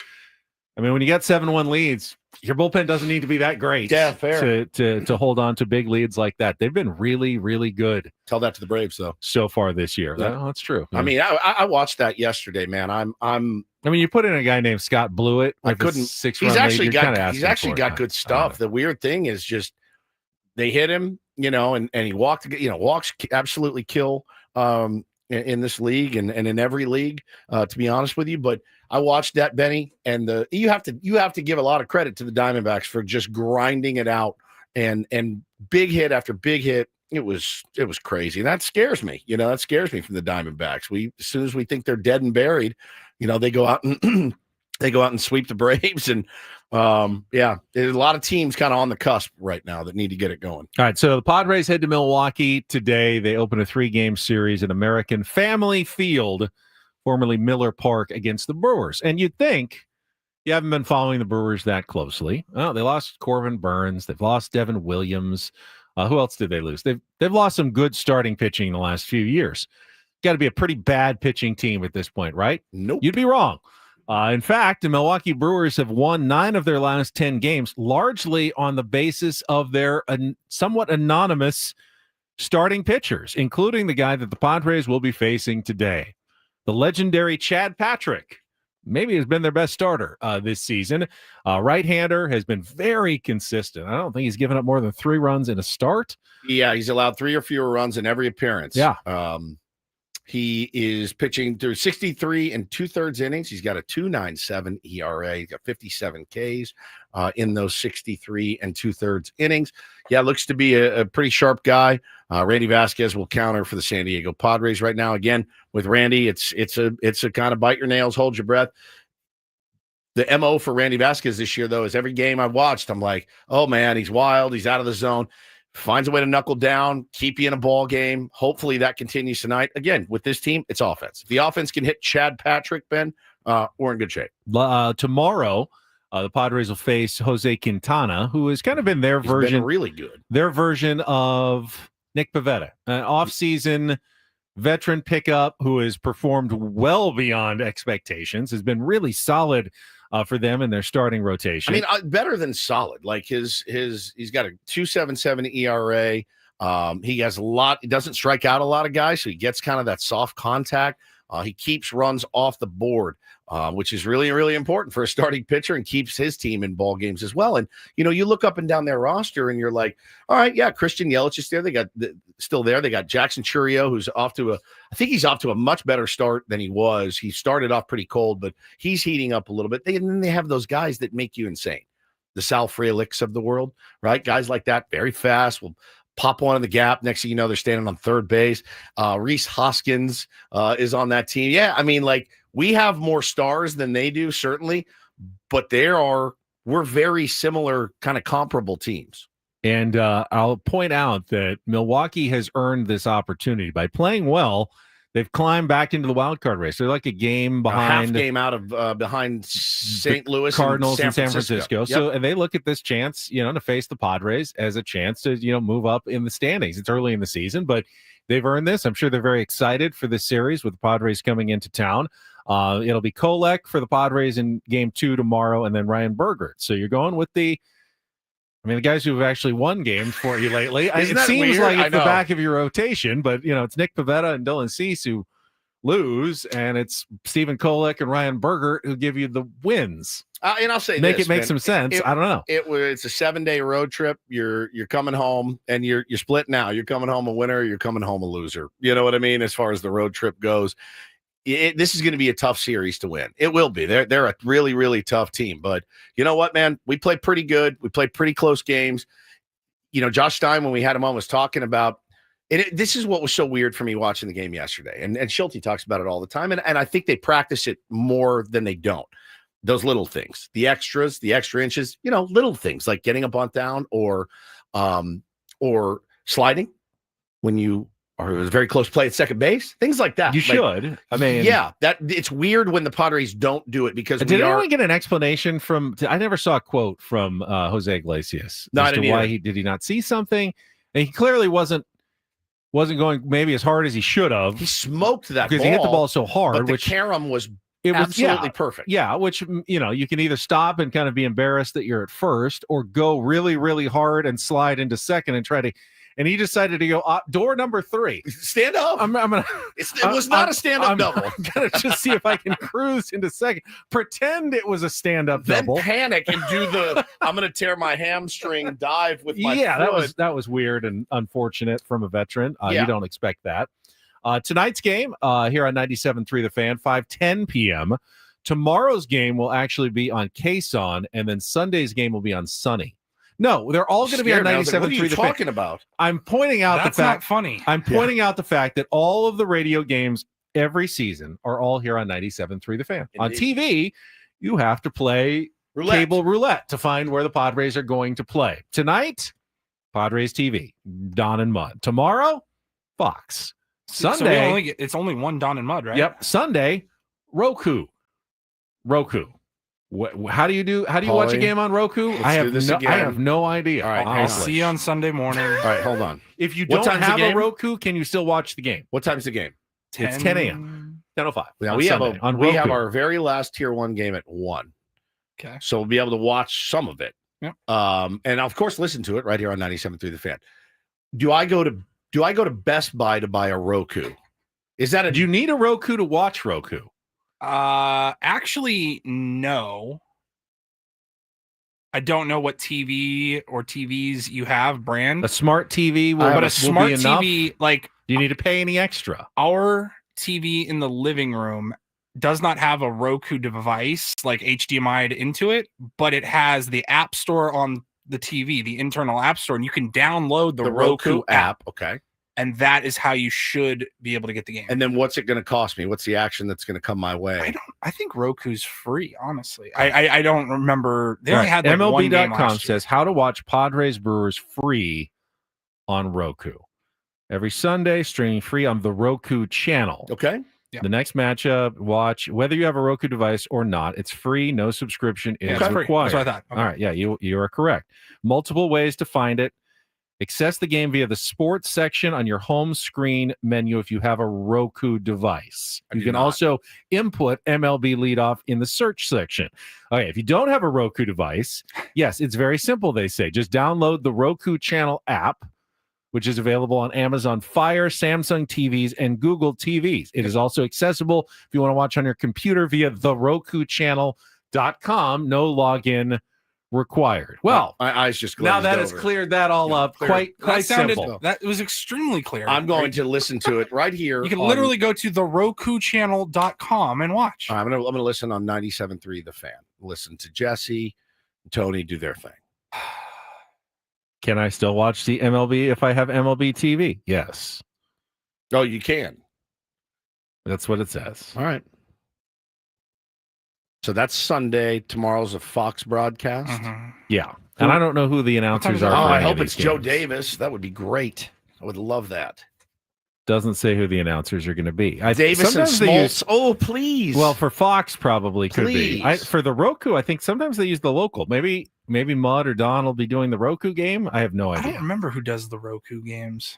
I don't have a list of them. I like the first game. It was a Mets game, and they had Gary Cohen, the Mets guy, doing it. It was Cubs Mets, and Joe Girardi and Taylor McGregor. So Don and Mud had to fly from San Francisco all the way to Milwaukee for one game. On Brandon says Don is doing Roku on Sunday. Okay. So does Goose. Okay, Goose confirms that. Yeah. If they weren't, I'm going home Saturday morning, getting back to San Diego. All right. We'll look forward to that. Now, will he be paired with a Milwaukee announcer to make it fair? So he'll be working with like Milwaukee's color analyst. I have no idea. That's possible. I know they did one where like Mud and the other team's broadcaster were together, like but I couldn't remember if that was Roku or the NBC game. Peacock. Yeah. I don't know. That's why I like knowing that my game's going to be on 97.3 The Fan. Every and time. we don't farm it out to all of our other stations. When in doubt. Every single day. When in doubt. The NFL does the exact same thing, but it doesn't feel as complicated because no matter what, Thursday Night Football is on Prime. Yep. And Right. Monday Night Football is on ESPN. And the announcers are the same for those Right. games. They don't switch depending on if who's your in town NFL or team whatever. plays on a Sunday, you may have to go from Fox to CBS to figure it out, but it's going to be on one of those. Yeah, I'm all for it. But right here on 97.3 The Fan, you'll be good. Caitlin says she needs to hear about the Pfister Hotel. We did get a text. We did get a text Yeah, last absolutely. night. Yeah. Jesse Agler. That's the haunted hotel in Milwaukee where the Padres and most MLB teams stay when they are visiting the Brewers. As he was checking in his hotel last night, Jesse Agler texted me, Ben, and Paul a really wonderful coffee table book in his room, The History, Art, and Imagery of the Pfister Hotel. And said, that's some in-room reading. And Ben said, creep that he is, the Pfister After Dark. It's great. Pfister? Yeah, absolutely. The picture that it looks a little old and stuffy kind of in there. It looks fancy is what it looks. Well, like a hotel from like one of those, old movies. It doesn't look like it's on South Beach. It's not all modern. I mean, it looks like the Plaza or something in New York. It's very fancy. I bet they have one of those elevators that has like a fence that closes on I it, don't like think so. I manually, think they like have a guy who actually has to do that. I think they have modern. Have you ever been in one of those? No. One of those elevators, Paulie? Have you been in one of those old school elevators that you have to actually like close the chain link fence before you go in? Yeah, those are scary. Yeah, it's not great. But that hotel's got a long history of being haunted. In fact, Mookie Betts will not stay there when he goes. He gets an Airbnb because he's terrified of the ghosts of the Pfister. And there apparently are plenty. So I'm looking forward to talking to see if anybody has seen anything. Didn't we ask Scan? I think Scan said some weird stuff happened to him sometime. I think we asked Adam Jones. He said, "Hell no." He's like, "Yeah, I'm not. I don't do the Pfister either." I did ask. I texted Jesse Agler. I don't know why or how this became a thing with me and my wife. But when we go to fun or nice or unique hotels, especially in Vegas, we like to get lighters, like buy lighters from the the essentials store in the lobby. I said, "Hey man, I actually probably doubt the Pfister has any, but if they do, I'm gonna need one." He's like, "I got you." Yeah, he brought me a pen last year. I would like a Pfister t-shirt, obviously. Would be great. Something for you, Benjamin. T-shirts. This is a nice place. They Pfister? Have, like, yeah, absolutely. They do not have Pfister ascots. Why does our merch store not just have PFISTER ? Absolutely underneath? I know. It's stupid on our part. We always think those are great ideas. Then we put and then we sell two Pfister shirts. Absolutely. So yeah, they're listen, try to find a way to win this series, boys. That's the most important. But you got to win. You got to win tonight. Let's win tonight. And then back home for the Dodgers, we're going to give away those tickets when we come back. And then Paulie's got his Rhino Report, and we are done for the week. So you don't want to go away. Stay tuned. More Ben and Woods coming up on San Diego's #1 sports station, 97.3 The Fan. First, though, Woods and I want to tell you about trustandwill.com. Yeah, it's really hitting home. Yeah, with Woods worried about his health and, facing a checkup and blood work later today. You want to make sure you have everything in order. You do, though, because you went to trustandwill.com a few months ago. I do, and I guess there's some level of me that feels better knowing that, it is buttoned up. And, it's a good reminder for all of us, if you've got a family and things to leave behind, to bequeath, make sure you get the go to trustandwill.com when you go. Make sure you use FAN when you check out, FAN, the promo code. It'll save you 20%. They'll send you your estate documents for free. You got mine. Just put them in the desk. That's where they are, babe. Hope to see you guys Monday. Yeah, you may not be there, but you don't want your family to have to go through the nightmare of probate court or have any disputes or hassles that could easily be avoided in about 20 minutes without going to a lawyer's office. Please, come on, take our advice. Go to trustandwill.com. Use that code FAN. Get your 20% off at trustandwill.com.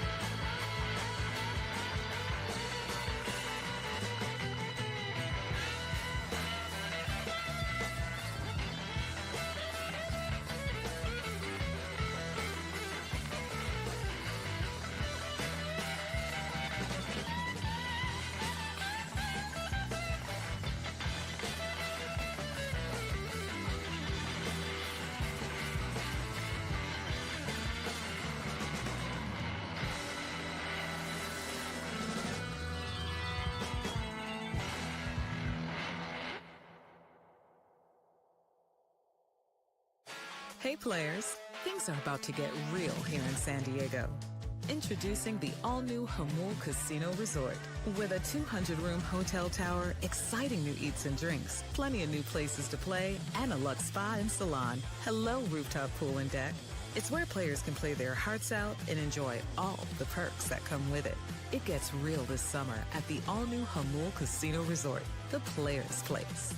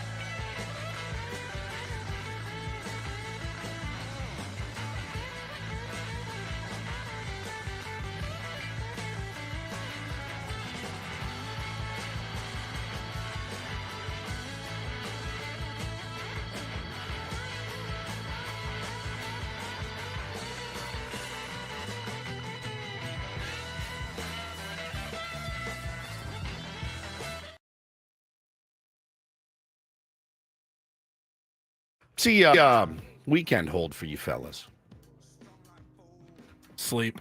I gotta catch up on some sleep. Okay. Getting, Yeah, you've been out partying in Vegas and Ludacris. I'm getting the post-Vegas cold. Yeah. That is inevitable. Not mad about it. Knew it was coming. Yeah, it always comes. The place is disgusting. And then just people's butt everywhere. And then like at least 2 nights this week, I've gone to bed at like 11:30. I'm just wears you out. Yep. Gotta catch up on some sleep. Benjamin, I need to make some plans. I kind of it's Friday. I know. You are I waited the too worst long. planner. Didn't really. I made no golf plans. I didn't made no dinner plans. I have no plans, which could be nice. Just It's true. Relaxing weekend where you don't really have much. I do have to do some laundry for sure. Catch up on. I do have some plans actually, and I even have it's a little show and tell. Yesterday I got my birthday gift. Yes, from like 8 or 9 months ago. Correct. It finally came in the mail. Thank you guys for You're that. welcome. You're very welcome. I hope you enjoy it. You guys got me. You like did a little homework. Yep. Because I was in the process of ordering a custom baseball glove from Rawlings, like a legit. They're not cheap, and you guys snuck in there and bought it before me, and then there were like 5 or 6 different production mishaps. Yes. I just got it yesterday. Got it. It's beaut. And she's a it beaut. is so cool. It's got my name on it, my number. It's it is insane. I've never bought a brand new nice glove. I've bought like the $100 one at Dick's Sporting Goods or something. It is so tough that the leather it like hurts to put it on actually now. I will be spending the weekend trying to break this in. It's very stiff. It's like a saddle. It really is. It is very, very stiff. I was reading about it. Like you don't want to break this in like any old glove. You want to do it right because it can last. It's going to last forever. It's such good leather. Like you do not want to screw with it. You want to use the right leather conditioner and all that. And like I have no idea what I'm doing, so that'll be my homework assignment this weekend. Yeah, you got to get a mallet and you just pound it. You just pound it. Really? Yeah. Like I'm sure that won't annoy my wife at all. Dude, my wife was like, remember one of those kitchen tools and just no, this is wooden mallet. It's a stick and a wooden ball on the end of it, and you just wham. And my wife, remember on when the outside, inside, both, both. just wherever. Remember when she was in her breaking in glove mode and she almost burned our house down? Remember that when she put it in the oven? Yeah. Remember that? Yeah, I do remember that. That was for when she started breaking in, a couple dozen gloves a week. She gets these weird things, man. Do you want to take my glove home and she can just break it in for me? I think she would actually like. If you want me to, she will. She loves it. Done. I You don't can have know it. why. She has I bought her a baseball glove because she actually goes out and throws with Bo and stuff when I'm not there. She's pretty good. Yeah, pretty good, man. And I bought her a nice Rawlings custom pink glove. I walked in the garage the other day. I go, "What is this?" It's a brighter pink custom glove from Rawlings. I'm like, what do you need 2 baseball gloves for? You don't play baseball. You have 2 Rawlings pink Rawlings gloves that she's now breaking in a new one. I go, "What are you doing? What are you doing?" She goes, "I don't know. I saw it. I had to get it." I'm like, "Oh my God. All right." This is why I don't get grief for any of the things I do, because she's just as bad. Paulie, it's a bitch. It is a bitch to break those things in. I'm going to drop this off with Hannah. So Megan just said, "Oh God, Megan, brace yourself." They should do it at Gitmo. Whack, whack, whack for hours. She just pounds this mitt. Pounds. It's crazy. I'm gonna have to turn this into like a fun game for my wife. She's like, "Here, you try." Hannah does it, you do it. Yeah, it's your turn.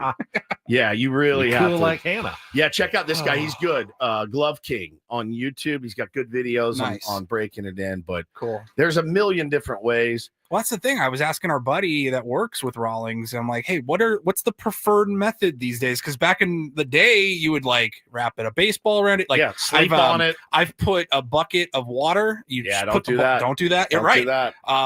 Somebody said go to Charlie Rose and have them do it for like $30. So here's the thing. I believe, if I'm not mistaken, that they use the steamer, and I don't think you want to steam that leather. I really don't. Yeah, I don't think so either. Yeah, Megan said, "What exciting weekend plans we have?" Yeah, just Paulie pounding his new mitt all weekend. Bring it out Sunday when we play, and we'll play some catch with it, and that always helps too.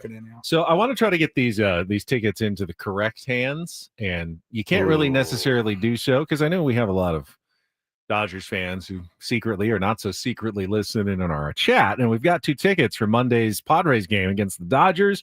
Get your tickets now at padres.com/tickets.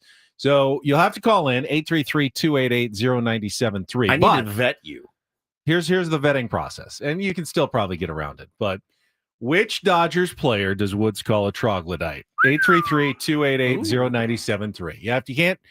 He hasn't mentioned it today, so you have to be somewhat of a consistent listener to know which Dodgers player has Woods forever referred to as a troglodyte. 833-288-0973. Good luck. We'll give away the tickets. We'll come back. Paulie's Rhino Report will feature a famous athlete whose couch he has once watched TV on. Coming up next on San Diego's #1 sports station, 97.3 The Fan.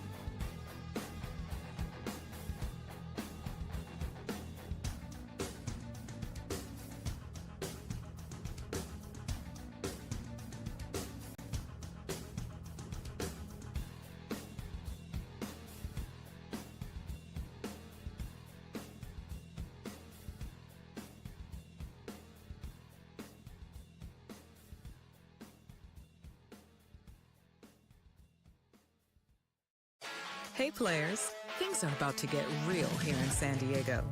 Introducing the all-new Hamul Casino Resort. With a 200-room hotel tower, exciting new eats and drinks, plenty of new places to play, and a luxe spa and salon. Hello, rooftop pool and deck.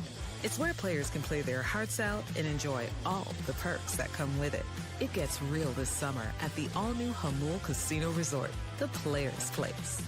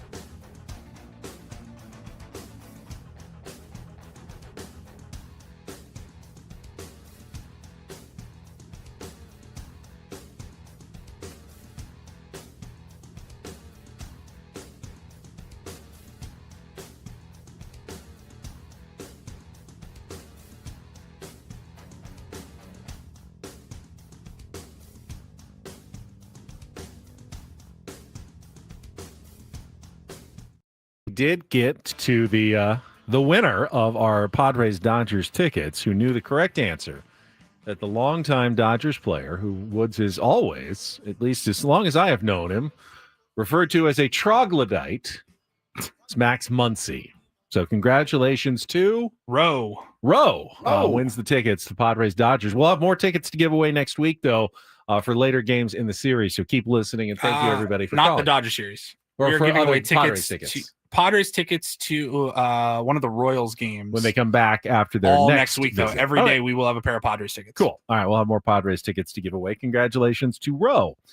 Just quickly, before we get to the Rhino Report, I wanted to bring this up. Our friend Dennis Lynn, who we will chat with on Monday, posted a piece this morning. And it's a bit of a kind of a think piece. It coincided with Manny Machado's 350th career home run.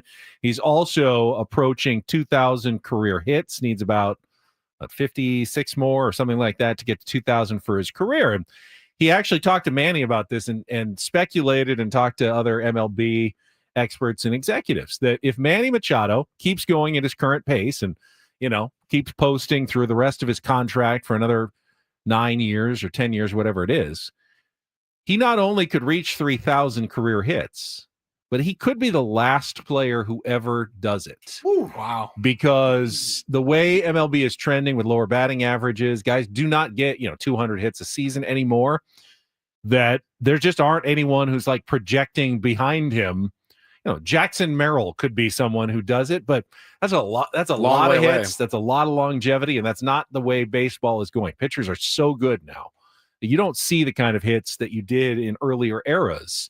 But Manny has a chance at it if he keeps going the way he is going to get to the 503,000 club, which is one of the most exclusive Hall of Fame guaranteed clubs that has ever existed. Still a lot, man. Still a lot to go. 150 home runs is and still over a lot, 1,000 and over hits. 1,000 hits is a ton. And I hope he gets it. I think he's in regardless. But you want to know the guys who have gotten to 350 home runs and 2,000 hits by age 32? Yeah, here's your list. And Manny does it this year. His age 32 season. He'll get that this year. He'll join if he the stays list healthy. if he stays healthy. Yeah. Lou Gehrig, Jimmy Fox, Mel Ott, Willie Mays, Mickey Mantle, Hank Aaron, Frank Robinson, Ken Griffey Jr., Alex Rodriguez, Albert Pujols, and Miguel Cabrera. Now that's pretty good company for a guy that a lot of our fan base takes a dump on it every chance they get. I don't know. I've always felt pretty good about my backing of Manny Machado. I think I feel a little bit better about it right now. You don't think that one's going to come back to bite you, Freddie? I feel pretty good. So there could be more. Freddie Freeman's at 23-36. He's 35 if he sticks around, but he wouldn't be the last to do it. Manny's younger, obviously. We get there. Other guys who are over 2,000 right now are Jose Altuve, 22.94. He's 35. Andrew McCutchen, 21.98. He's 38. He'll never get there. No. And Paul Goldschmidt, 21.28. He's 37. He'll never get there. No, Manny could though. Yeah, that's awesome. That's awesome. Yeah, he's been really, really good this year, man. As great as the home run was yesterday off of a very tough pitcher, the single in the ninth was the AB that made me go, whew, man. Camilo Doval, outer half, 100 miles an hour, just flicks it. He was really, really been locked in. All right, let's June Manny. It's a real Manny. thing. Yeah, it is. Yeah. Let's check traffic, then we'll get to the Rondo Report. At some point, we'll say farewell to Woods, who's going to some medical testing. Blood work. But let's get to the Rondo Report after traffic here on 97.3 The Fan. From the 855 Get Ross Traffic Center, protecting San Diego after accidents or injury, here's Kelly Danick. The roads are winding down pretty nicely all around the county, guys. Just watch out for some debris reported in middle lanes, westbound 8 before Mission Center, and a stalled vehicle over the right shoulder of the Melrose on-ramp to westbound 78. I'm Kelly Danick with Ben and Woods, San Diego's #1 sports station, 97.3 The Fan. And get things started here with our today's edition of the Rhino Report. Now tuned into the greatest. Welcome to the Rhino Report with Paul Rindle. Hi, Paul. All right. 2 stories from the world of sports that we haven't gotten to yet. We'll start off in Major League Baseball. And 1 story that you didn't know you needed. Are you laughing, biatch? It's the Rhino Report Hey, Paul, how you doing? Okay, how are you? on 97.3 The Fan. Are you ready to bless the mood? I need some help, please. That was good. Can I get a All right. All right. All right. Happy Friday. Happy Friday. Gentlemen. Rondo Report, this hour at 97.3 The Fan, brought to you by Staples. Paulie? All right, let's start probably the news of the day, at least in the NFL. Kind of a surprise as far as the timing goes, but no surprise as far as the results. Aaron Rodgers has signed a 1-year contract with the Pittsburgh Steelers, pretty much the favorites to land Aaron Rodgers for most of the offseason. It was just a weird timing thing. I actually checked my phone. I got an ESPN notification, a push notification that said he was flying to Pittsburgh to participate in OTAs next week. And I go, did he sign? When did that happen? I must have missed that entirely. And it came out like later that day. He did sign a 1-year contract. I thought it was trying to avoid the OTAs, which is why he didn't sign. Right. So what's the terms released? Anybody know? I don't think I we've have seen not terms. seen What do we any get? What's our terms. guess? 1 year, 39 million. I was going to say 30. I had no idea. Yeah, at least 30, right? I mean, it's that, or you've got Mason Rudolph as your starting quarterback because you let Justin Fields and Russell Wilson go. So, yeah, you kind of had to sign him. Yeah, you Still did. technically pending a physical, but it says here on ESPN, the news comes more than 80 days since the start of free agency and 70 days since Rodgers visited the Steelers. So, 2.5 months since his meeting with them, and he decides, all right, yeah, I'm in. He goes on a spiritual retreat, gets $30 million. I go on one, I come back with. Well, he hasn't passed his physical yet. His Well, feet that's may true. have lines on them as well. That's He's true. getting to that age, as you said. What, 40s? Yeah. Getting close. What is he, 39, you said? 39? 41. 41 already. So he's there, yeah. And what's He may not pass the physical. What's he gonna Blood give? work may not come back good. What's he going to give that team? Here we go. This has got to be it, though. This is it. This is the last year of the Aaron Rodgers saga.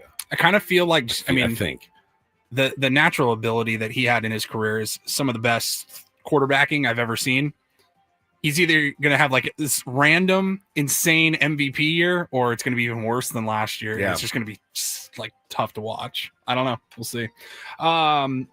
Not really a new story here, but a new piece from Jeff Passan. He wrote a long, in-depth story recently this morning on the guy that caught the ball from Game 4 of the 2001 Yankees Diamondbacks World Series. The ball that Jeter hit after the clock struck midnight, making him Mr. November. Mr. November, yeah. The story's fantastic. I just kind of wanted to highlight it here. It's the guy named Neil Dunleavy is the guy that caught the ball. And I would highly recommend reading this. It's a fun read. 24 years later, he's selling the ball that he's had for now 20 plus years. Okay. The way he got the ball, though, he was working the game with his dad and his brother. They had like a merch stand outside of the stadium. He drew the short stick and had to walk around the stadium selling programs. Remember the dollar programs that you would get? He had a fat stack of programs and he was walking around the stadium and selling programs. And then as the game got deeper into it and it's past midnight now, he sees that Derek Jeter's coming up and he kind of positioned himself wanted to watch right where the ball ended up landing. He dove on it, got the ball, and got out of there. What can you make for that many years later? I'll tell you. So he actually wanted to give the ball back to Derek Jeter. Yeah. And Jeter gave the ball back to him. Wow. The guy knew a ball boy and kind of was able to work with him. And he gave the ball, and Jeter was like, no, this guy can have it. It's fine. It doesn't mean anything to me. So the guy gave Jeter the ball and a pen. The ball boy came back with the autographed baseball, the home run ball. It's nice. He's held on to it for 20 plus years now. And he says, look, my kids he's got 3 kids, 11, 9, and 5. He's like, it's literally collecting dust. The case is got dust all over. It's just sitting in a closet. I don't know what to do with this thing anymore. So he went to Golden Auction House and it says here, Passon wrote this morning, with a week left, the bidding's up to over $110,000. Nice. Wow. And so he's going to donate a portion of that to Jeter's foundation and then also be able to take care of his kids. Sick, for man. sure. But did you ever sell your? I've not sold it yet. Yet? Well, I told you I was considering it. I'm still considering the it. Lakers championship ring. Yeah, I know. I just don't do anything with it. So it just sits there. It just sits there. You want me to do it? I get a cut. You don't have to do anything. What would you do? I'll take care of it. You'll take care of it. You don't have to do anything. I'll You're just not give going you to the do money. anything either. Yeah, well, I'm going to sell it. Right. Right. And I get my 10%. You're going to take it to like an auction house. Finder's fee. I'm going to do it yourself. I'll figure it out. Instead of a lemonade stand. But I get a cut. I get a cut of it. Sell it on the corner. So you don't have to do it.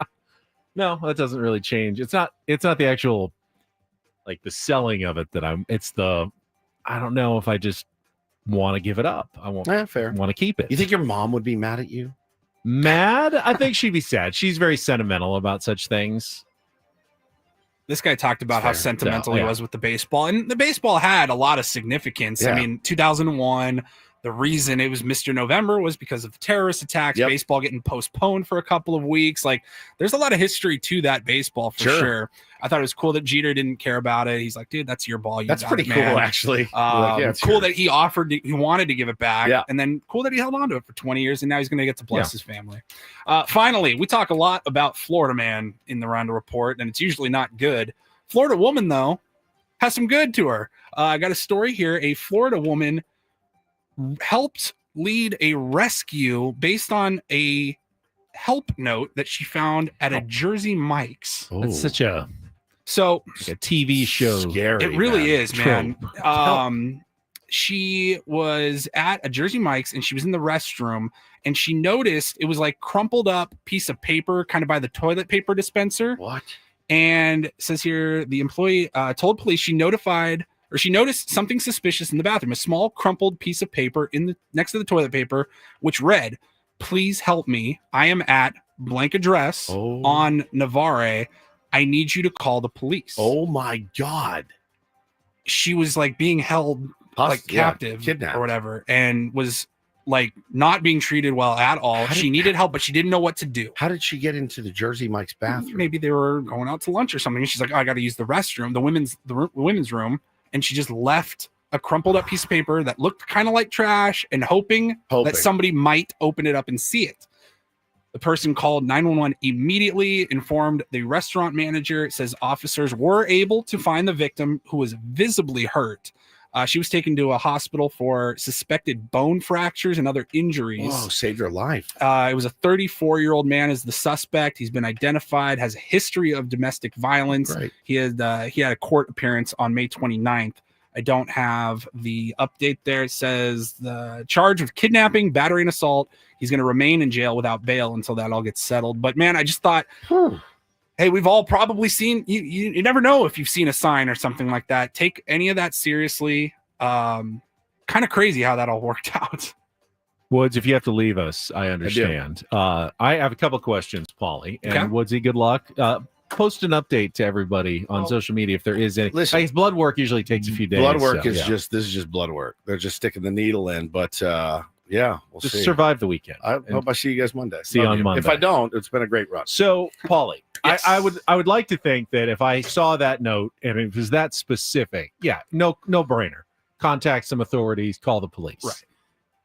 If the note just said, help me, I don't know what I would do. Like it's like vague. Like would I try to investigate like who was in here last? Would I just I think I think the point here is take any potential call for help seriously. I think you notify the police if you find that. I right? guess so. You do everything I right. mean, I guess better Tell the safe than manager at sorry. least, the Jersey Mike's manager. Yeah. Put that on Hey, their you shoulders. got to find out who Yeah. was in this That's bathroom. true. Somebody left a note that says, "Please help." I think the stumbling block though is that if it was a crumpled up piece of paper on the floor of a bathroom, I was never touching it in the first place. Right. So I'm not sure.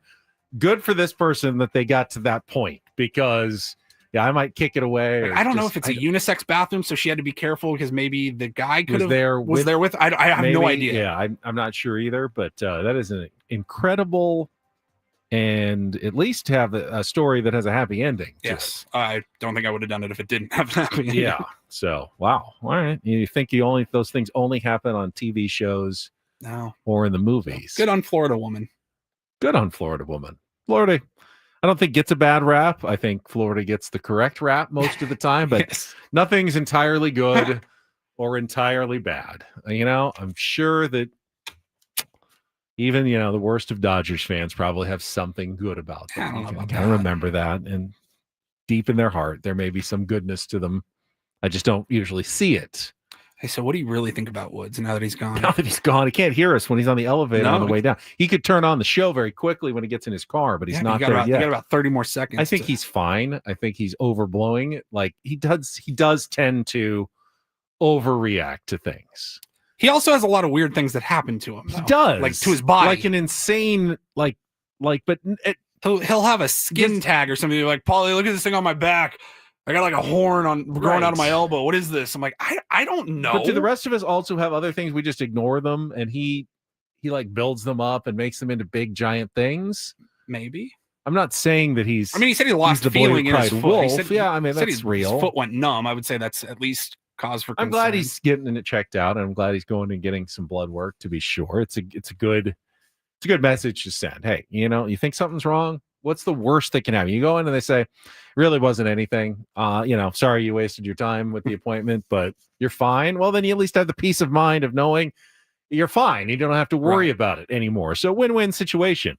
Either it's something and you catch it early and you take care of it, or it's nothing and you have the peace of mind of knowing it's nothing. So easy call. I'm glad Woods is going in and getting it checked. He does seem to have an awful lot of just random stuff. Call it bad luck. I don't know. That but happens. Yeah. Like once every 6 months, it's running into something weird celebrities growing on his body. I do wonder he's like the star of our movie. Like the camera follows him around and the interesting things happen to him. We're just like the supporting characters. We're just there in the Woods story somehow. No, I'm sure he'll be okay. All right, we are done for the week. Paulie, thank you. It was good to have you back this week. Good to be back after you were Benny. gone. Have a great weekend. We will be back on Monday morning at 6 a.m. Break down the Milwaukee series, talking about the Padres and the Dodgers coming to Petco Park early next week. We've got Italian Paul out there. Is it the Scraby Show one more day? Yes, Matt Scraby coming up next here on San Diego's #1 sports station, 97.3 The Fan. So long, everybody.